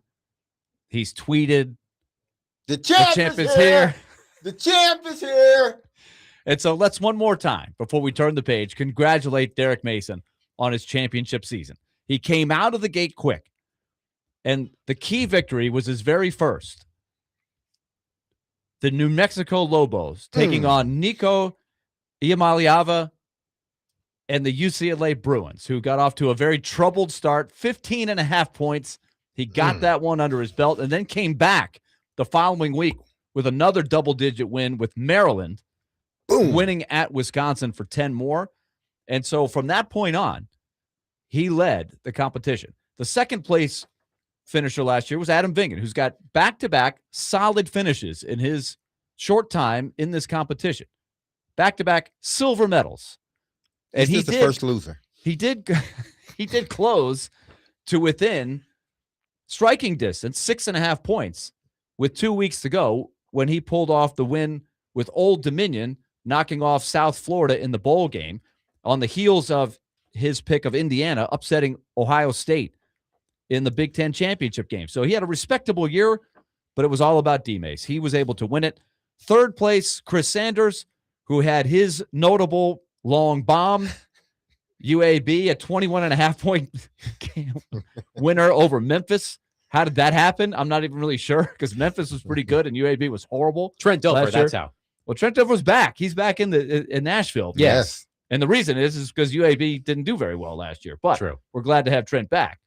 But it was not enough. Chris struggled, but he did overtake the rookie, Hal Gill, to finish third, thanks to a late victory by Chris in the competition. East Carolina's win over Pitt in the bowl game. Hal Gill had a great, promising start. He had 17.5 points with South Florida's upset of the Gators in the Swamp in week number 2. But he just fizzled down the stretch. So many very close losses that cost Hal Gill a chance at a rookie championship. But Hal is back for his sophomore year. Hal, how are you feeling about year 2? You know what? I'm excited. With every year, some people don't live in the past. Some people move on, and I'm going to do that. You're right. I had a lot of heartbreakers, and so I learned a lot my rookie season, and I think I've learned you have to overcome those. And sometimes you got to swing big, and sometimes you got to take little nibbles and get your points when you can. But in the end, it's all about heart. It's all about gut. And I learned a lot freshman year, and I'm coming back for my sophomore season, and I'm looking for better results. This was Hal's season last year. Okay, week 11, Iowa in the rain against Oregon, a chance to pull off a huge win. One play away, had a ball go off the fingertips, it would have clinched it. Oregon comes down and kicks a field goal on the last play in the rain to win at Iowa. And then the following week, the same thing happens with Northwestern, a 12.5 point dog against Michigan. Michigan kicked a field goal on the last play. So that hurt. And then Hal, you capped it off with this one. In the FBS championship game, Illinois State against Montana State, 10.5 points on the line, 35-34 in overtime. So you're that close, Hal. So that's my motivational speech for you. I literally just told you some people like to live in the past and I want to move on. And you just recapped every heartbreak I had last season. I just like twisting the knife. That's Open all. the wound. A chip on the shoulder, Hal Gill. That's what this is. All these other clowns that I'm playing against remind me that I'm a loser on a daily basis. I've never said anything of the sort. That's right. All You're right. So, Bingen. so You're- looking you're ahead, responsible. Hal, have you kept your committee of Predator broadcasters in the mix? Are they going to be a part of this again this year, or are you going more on a solo mission here? Yes, and I think as you've seen, Willie, I need to wake them up. It's the football season kind of crept up on them. There's not a lot of guidance this early week, this week one. I'm hoping that they will come around. Again, we have a strong team coming back with a broadcast crew and my support staff, and we're going to try to, they're in their second season too. So we're all learning and we're all ready to take that next step. I don't know how to take this, but in the text chain that includes this committee, we had one member of the committee saying, I'm just here for moral support and here for the partying. And number two, another individual said, it's already college football season. So wow. that ought to tell you what kind of guidance Hal got for week one. Yeah, not much. All right, so let's do this. Chris Sanders is still on the practice field with the Big Red of NBA. Mm-hmm. And, of course, Hal is now a father of a Ensworth Tiger, so we got a little rivalry there. And we got DMase, who is a Ensworth dad as well. So Hal and DMase can bond over that. And Chris Sanders, of course, always coming fresh off the practice field. He will have the second pick because he finished third. Hal will have the first pick after the heartbreaking rookie season. Adam Vingen will pick third. And then the defending champion, DMase, will pick fourth. So let's start the competition with Hal Gill with the first pick of the season.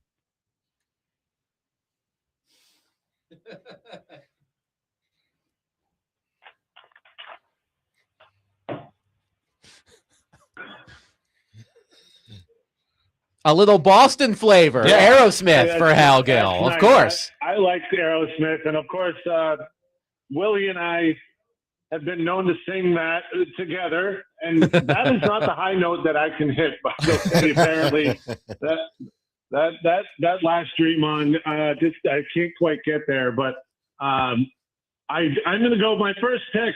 I'm going to take my boy Bill Belichick of UNC over in Dublin, Ireland, for the Aer Lingus. And I have to ask you, I think we're going at 9.5 points. Am I right, Commissioner? The very latest I see is 8.5. I don't know if that line just dropped earlier Well, it's today. 9.5 on here.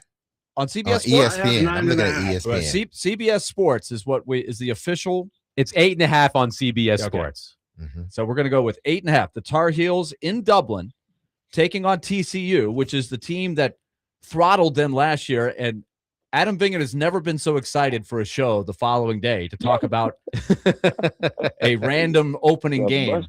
Because when there's Chris. Hi, Chris. Okay. Hey, But Adam, the just champ is here. before we bring Chris in, because we want to do this properly when Chris comes to the forefront. But Adam, can you quickly describe your feelings after TCU beat North Carolina last year in the Bill Belichick debut? It was tough at first because North Carolina went down the field and scored a touchdown on its opening drive, and everybody was excited. Michael Jordan was there. He was very excited. All the Carolina dignitaries. Then TCU opened up a can of whoop ass on the Tar Heels. Final score, 48-14. I don't think Michael Jordan stayed for the whole game. It was awesome. The ceiling is the roof. So this is hopefully revenge for Bill Belichick in Dublin over across the pond. So Hal, good luck with that. So now you heard his voice in the background. And Willie. Yes. Willie, I just want to give a shout out. We got a big game coming up on Monday. It's the Varsity B, Ensworth versus NBA. Let's go. Oh. What I'm you excited about that, and I'll be there watching that one, cheering on Ensworth. And also heckling Chris Sanders, right? That's right. That's right. I want to trip you when I see you. Well, you'll see him. That's Exactly. it's hard to miss Hal. Big tree fall hard when it comes to Hal Gill. Oh, bluegill. Bring you down.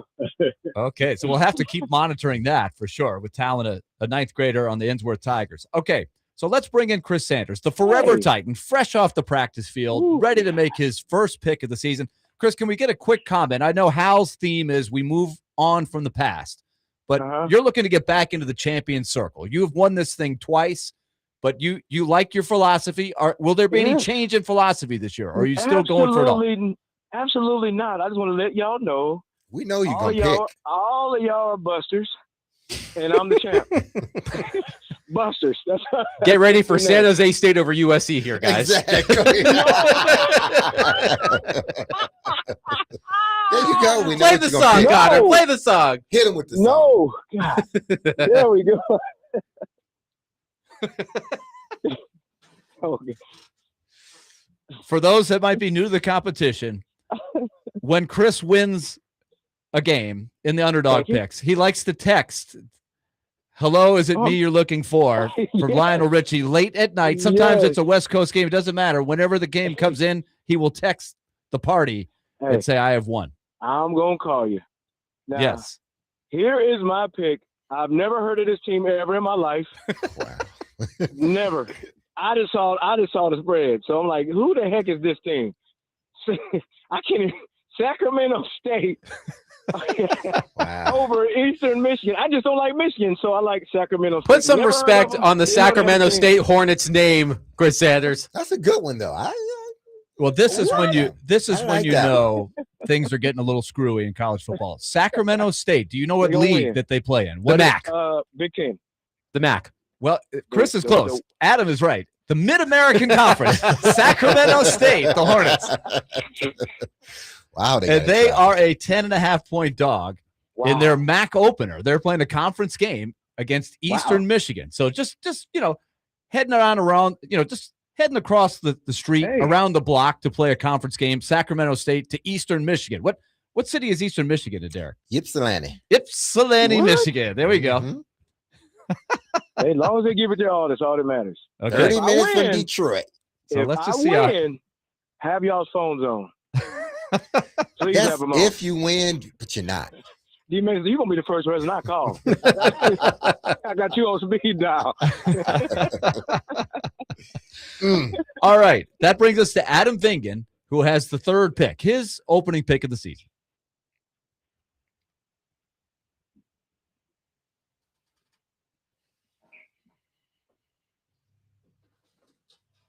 Whoa. All righty. Getting a little grimy in here. Song. Yes, a new theme song every year. All right. We are mourning the loss of the brilliant, the beautiful, the wonderful Dolly Parton. Is this her song? No. Is this because I was going to say it is not it is not Dolly Parton. This doesn't sound like Dolly Parton. No. But Dolly Parton once said, among many other brilliant things, quote, "If you want the rainbow, you got to put up with the rain." And so I am inspired to take the Hawaii Rainbow Warriors on the road at Stanford. I believe Stanford is favored by 4. Hawaii, indeed, on the road, playing against Stanford, who plays in what conference? The Atlantic Coast Conference. The Atlantic Coast Conference. That is today's college football. Hawaii, you never know what you're going to get with the Rainbow Warriors, but they are on the road to start the season at Stanford. So Adam has made his pick. And now, without further ado, it's time to introduce the defending champion, the Spartan himself, the pride of the green and white, Derek Mason. What?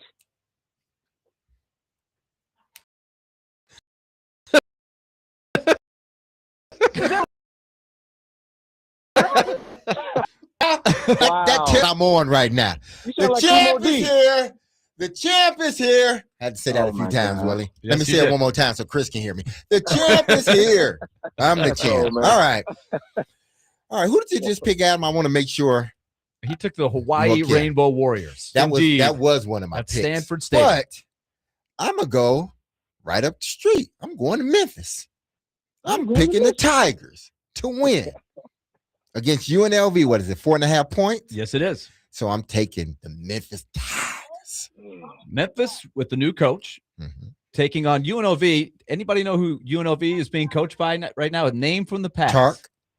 Former SEC coach. Dan Mullen. Dan Mullen. Wow. He's still alive. And he's coaching UNLV. Passed away, so. Yeah, Tark. Tark passed But away. the spirit of Tark is ever present. He's always the first guy you think about when you think about UNLV with Larry Johnson and those guys. So Memphis is a 4.5-point dog at UNLV in the Raiders Stadium, Allegiant Stadium in Paradise, Nevada, which is, I guess, just outside the city lines of Las Vegas. We can see it from our hotel when we go to Vegas. So Derek has made his first pick. Let's recap week 1 of Silly Underdog Picks, presented by Volunteer Hose and Gasket. Let's get a little flavor, a little fight songage. Hal Gill, in his sophomore season, looking for better things. He being a New Englander, a big fan of the Patriots, he goes with the former Patriot legend, Bill Belichick, trying to come back from a horrific first year at UNC. The Tar Heels, an 8.5-point dog against TCU, the team that crushed them in their first game at Chapel Hill a year ago.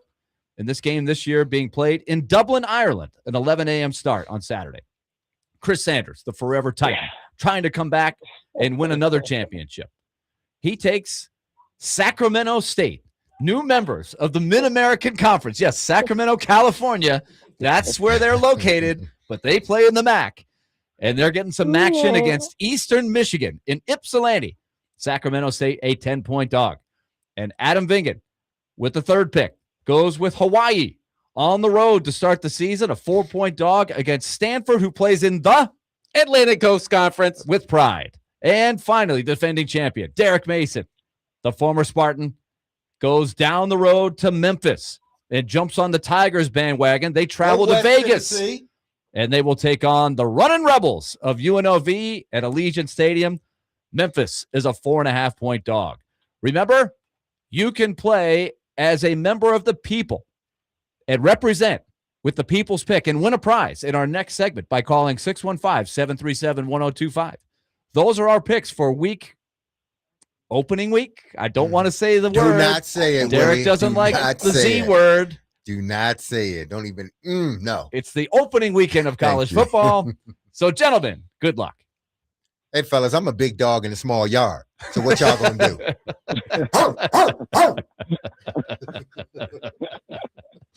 Good to have you gentlemen back. Good luck this season. Yes. Good luck to everybody, but least of all, Chris Sanders. What a rude awakening. What a rude way to start the competition. Wow, I'm actually rooting the hardest against Hal Gill because he picked Carolina. But Chris, Al, we love you. We're happy to have you back. All right. It is time for you to make the People's Pick. The first person to call 615-737-1025. You have 4 games at your disposal. I believe it's 4. Let me make sure. You can pick San Jose State over USC, NC State over Virginia, Jacksonville State over North Dakota State, or New Mexico State over Florida State.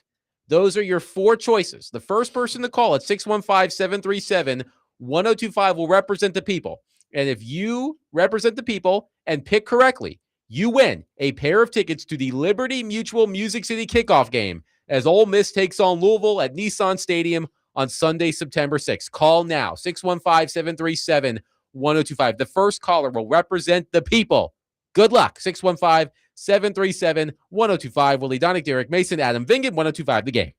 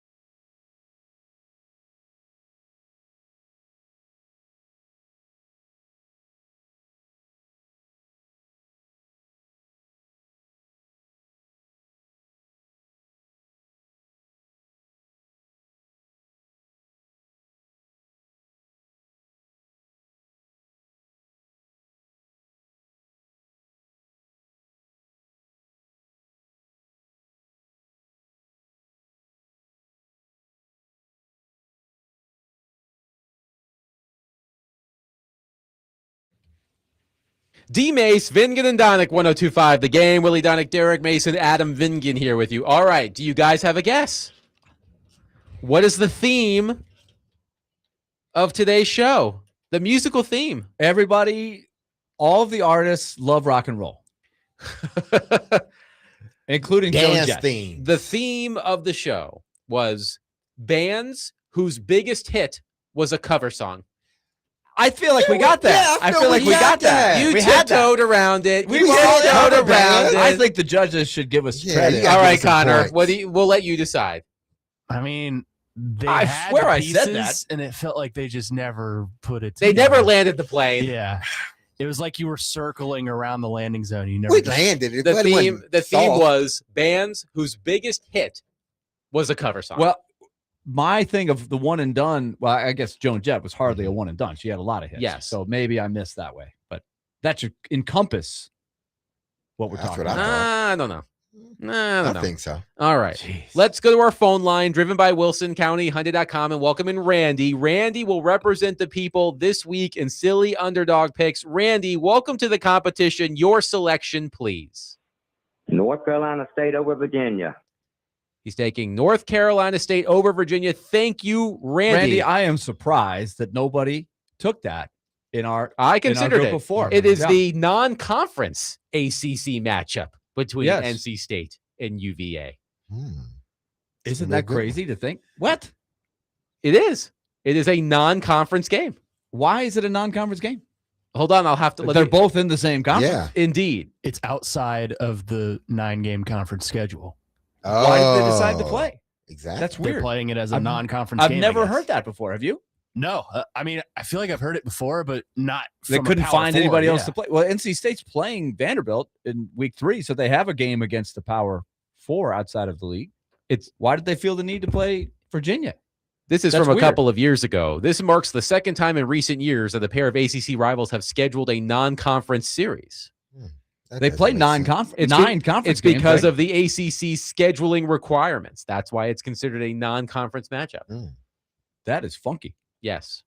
Wow. So it will not count in the ACC standings, but two ACC tried and true program. And the well-traveled, as we chronicled, was it earlier this week or maybe late last week that we talked about Bo Pribula? Yes. Who was at Penn State for a long time playing. Then he went to Missouri. He was their starter last year. Had a pretty good year going, got hurt, and then visited 6 schools in 8 days. Yes. In the transfer portal. Across the country. And finally ended up in Virginia. I assume he's starting. I for the believe he Cavaliers. is. Yes. Okay.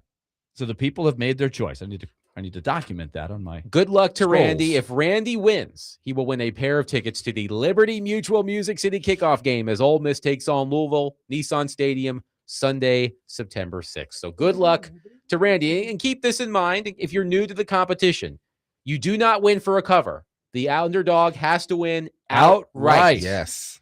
And what's interesting is, for those of us in the competition every week, we're trying to collect the points. The people aren't necessarily trying to collect the points. You could go big if you want, but I think Randy's playing smart. It's a 4-point spread, so there's a good chance he could pull off the upset and win. So good luck to Randy. During the break, I noticed this. A statement from Louisiana Governor Jeff Landry's office for his perspective on the pending battle. I have no idea what this is going to read between but LSU I'm and the very SEC. curious. I'm not going to pretend to do Oh, like man. a deep South Cajun accent or anything like that. Here is Jeff Landry's office's statement. Quote, "This whole thing is ridiculous. Don't hate the player, hate the game." That's what I Oh said my yesterday. gosh. Don't hate the player, hate the game. I've been The saying, governor said that? His office said Wow. that. I've been saying for a year that college sports needs to be fixed. The NCAA could have done it. Congress could have done it. Neither did. Now the SEC is creating a legal mess over athletes it told were out of eligibility, only to change the rules afterward. The SEC accepted the court's decision on Diego Pavia and Trinidad Chambliss. Why is this different? You can't tell athletes their college careers are over, watch them move on, change the rules later, and then punish them for not predicting the Doesn't future. he understand Diego didn't go to the NFL? He didn't play any NFL game, wasn't on a NFL. Trinidad Chambliss did not go to the NFL. I just want to commend Governor Landry for a really good job retyping Lane Kiffin's statement. Don't hate the player, hate the game. Yeah, I was just like, why not just? But Coach Kiffin, where was that statement you wanted me to read? Oh, here you go, Governor. Thank you. I'll just read it verbatim. But to even bring in Diego Pavia and the other guy, I mean, it wasn't. Those guys didn't. It's a different They situation. were not on NFL teams and NFL camps. And those were crazy too. I mean, let's be honest. I Right? mean, they were, but they were not. But These they were were very guys that were different, still sort of. These were guys that were still in college. This in a is sense. new Yeah. ground. This is new ground. It's like college football. It's the upside down world we're living in when it comes to college football. I guess TMZ has acquired the body cam footage of Jed York's arrest. I'm not sure if I want to watch this or not. Oh man, But here's the thing with that is when Robert Kraft had his little issue with the the nice little whatever you want to call it massage parlor. That's where he was at. Massage parlor. The Orchids of Asia. The Orchids of Asia. He did not get sanctioned. He got embarrassed publicly, but he didn't have a penalty. So will Mr. York have any sanctions? No. Slap him on his wrist. The NFL will slap him on his wrist. Just protecting their own. What do you think the phone call would be from Roger Goodell to Mr. York? Hey, this is Roger. What are we doing? What are you thinking?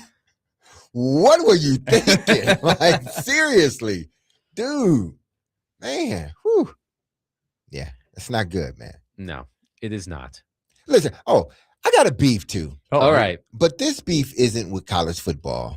Where is the beef then? Yeah. This beef is with individuals that choose to not pay attention or disregard flag lights when you're in a school zone. Idiots, slow down. Driving to work earlier when I was late.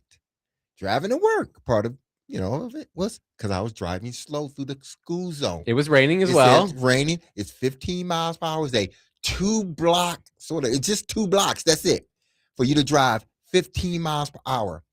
There were 4 people zooming, and I know they saw the blinking light because I saw it. And I could barely see. Okay. There were blinking lights everywhere, and they went zooming through. And I'm thinking, like, where do you need to be that fast that you're zooming through a school zone light when it's flashing? People, have some awareness. The last thing you want to do is you're speeding, not paying attention, and you run into somebody's kid. You hit someone's kid or just someone, period. And then you're going to feel bad. Just don't speed. Recognize the lights around you and do not speed. And it was raining too. That irks me so much. Like, where do you have to be? It's only 2 blocks. Slow down. Man, I'm sorry. No, I don't think anybody can argue with that. Goodness. Connor Newt, what's coming up on the 6th? Dr. Crane going to join the program. We're going to preview the joint practice going on tomorrow. Plus something fun that I've been thinking about. What in college football, what rivalries can we say that one team needs one team more than the other? That is an interesting question. I look forward to hearing your conversation with Nick Frazier about that coming up on the 6th at the top of the hour. That will do it for us today. We will be back tomorrow at 3 o'clock. As you just heard from Connor, the Titans will practice against the Chicago Bears. I'm not going to lie. I thought that practice was Friday. I didn't realize it was tomorrow. But good to know. Good to know. So we look forward to seeing and hearing how the Titans perform in yet another joint practice with the Chicago Bears. But in the meantime, have a wonderful rest of your day. Slow down in school zones. Arlo Jules Vingan, 5 years old. Shout out. On my way home to eat some cake, buddy. Love you. Can't believe my son is already 5 years old. But that'll do it for us today. We'll talk to you tomorrow at 3. Be love on your people. Have a safe, blessed, and wonderful day. I love you. The team loves you. You hear that music? Don't forget about us, because we will not forget about you. Back on these airwaves tomorrow, starting at 3 p.m. on 102.5, talking all things Titans, college football, recap the practice, and everything else sports around this time. And as I always say, we're going to be talking and you going to be listening. Peace. The champ is here.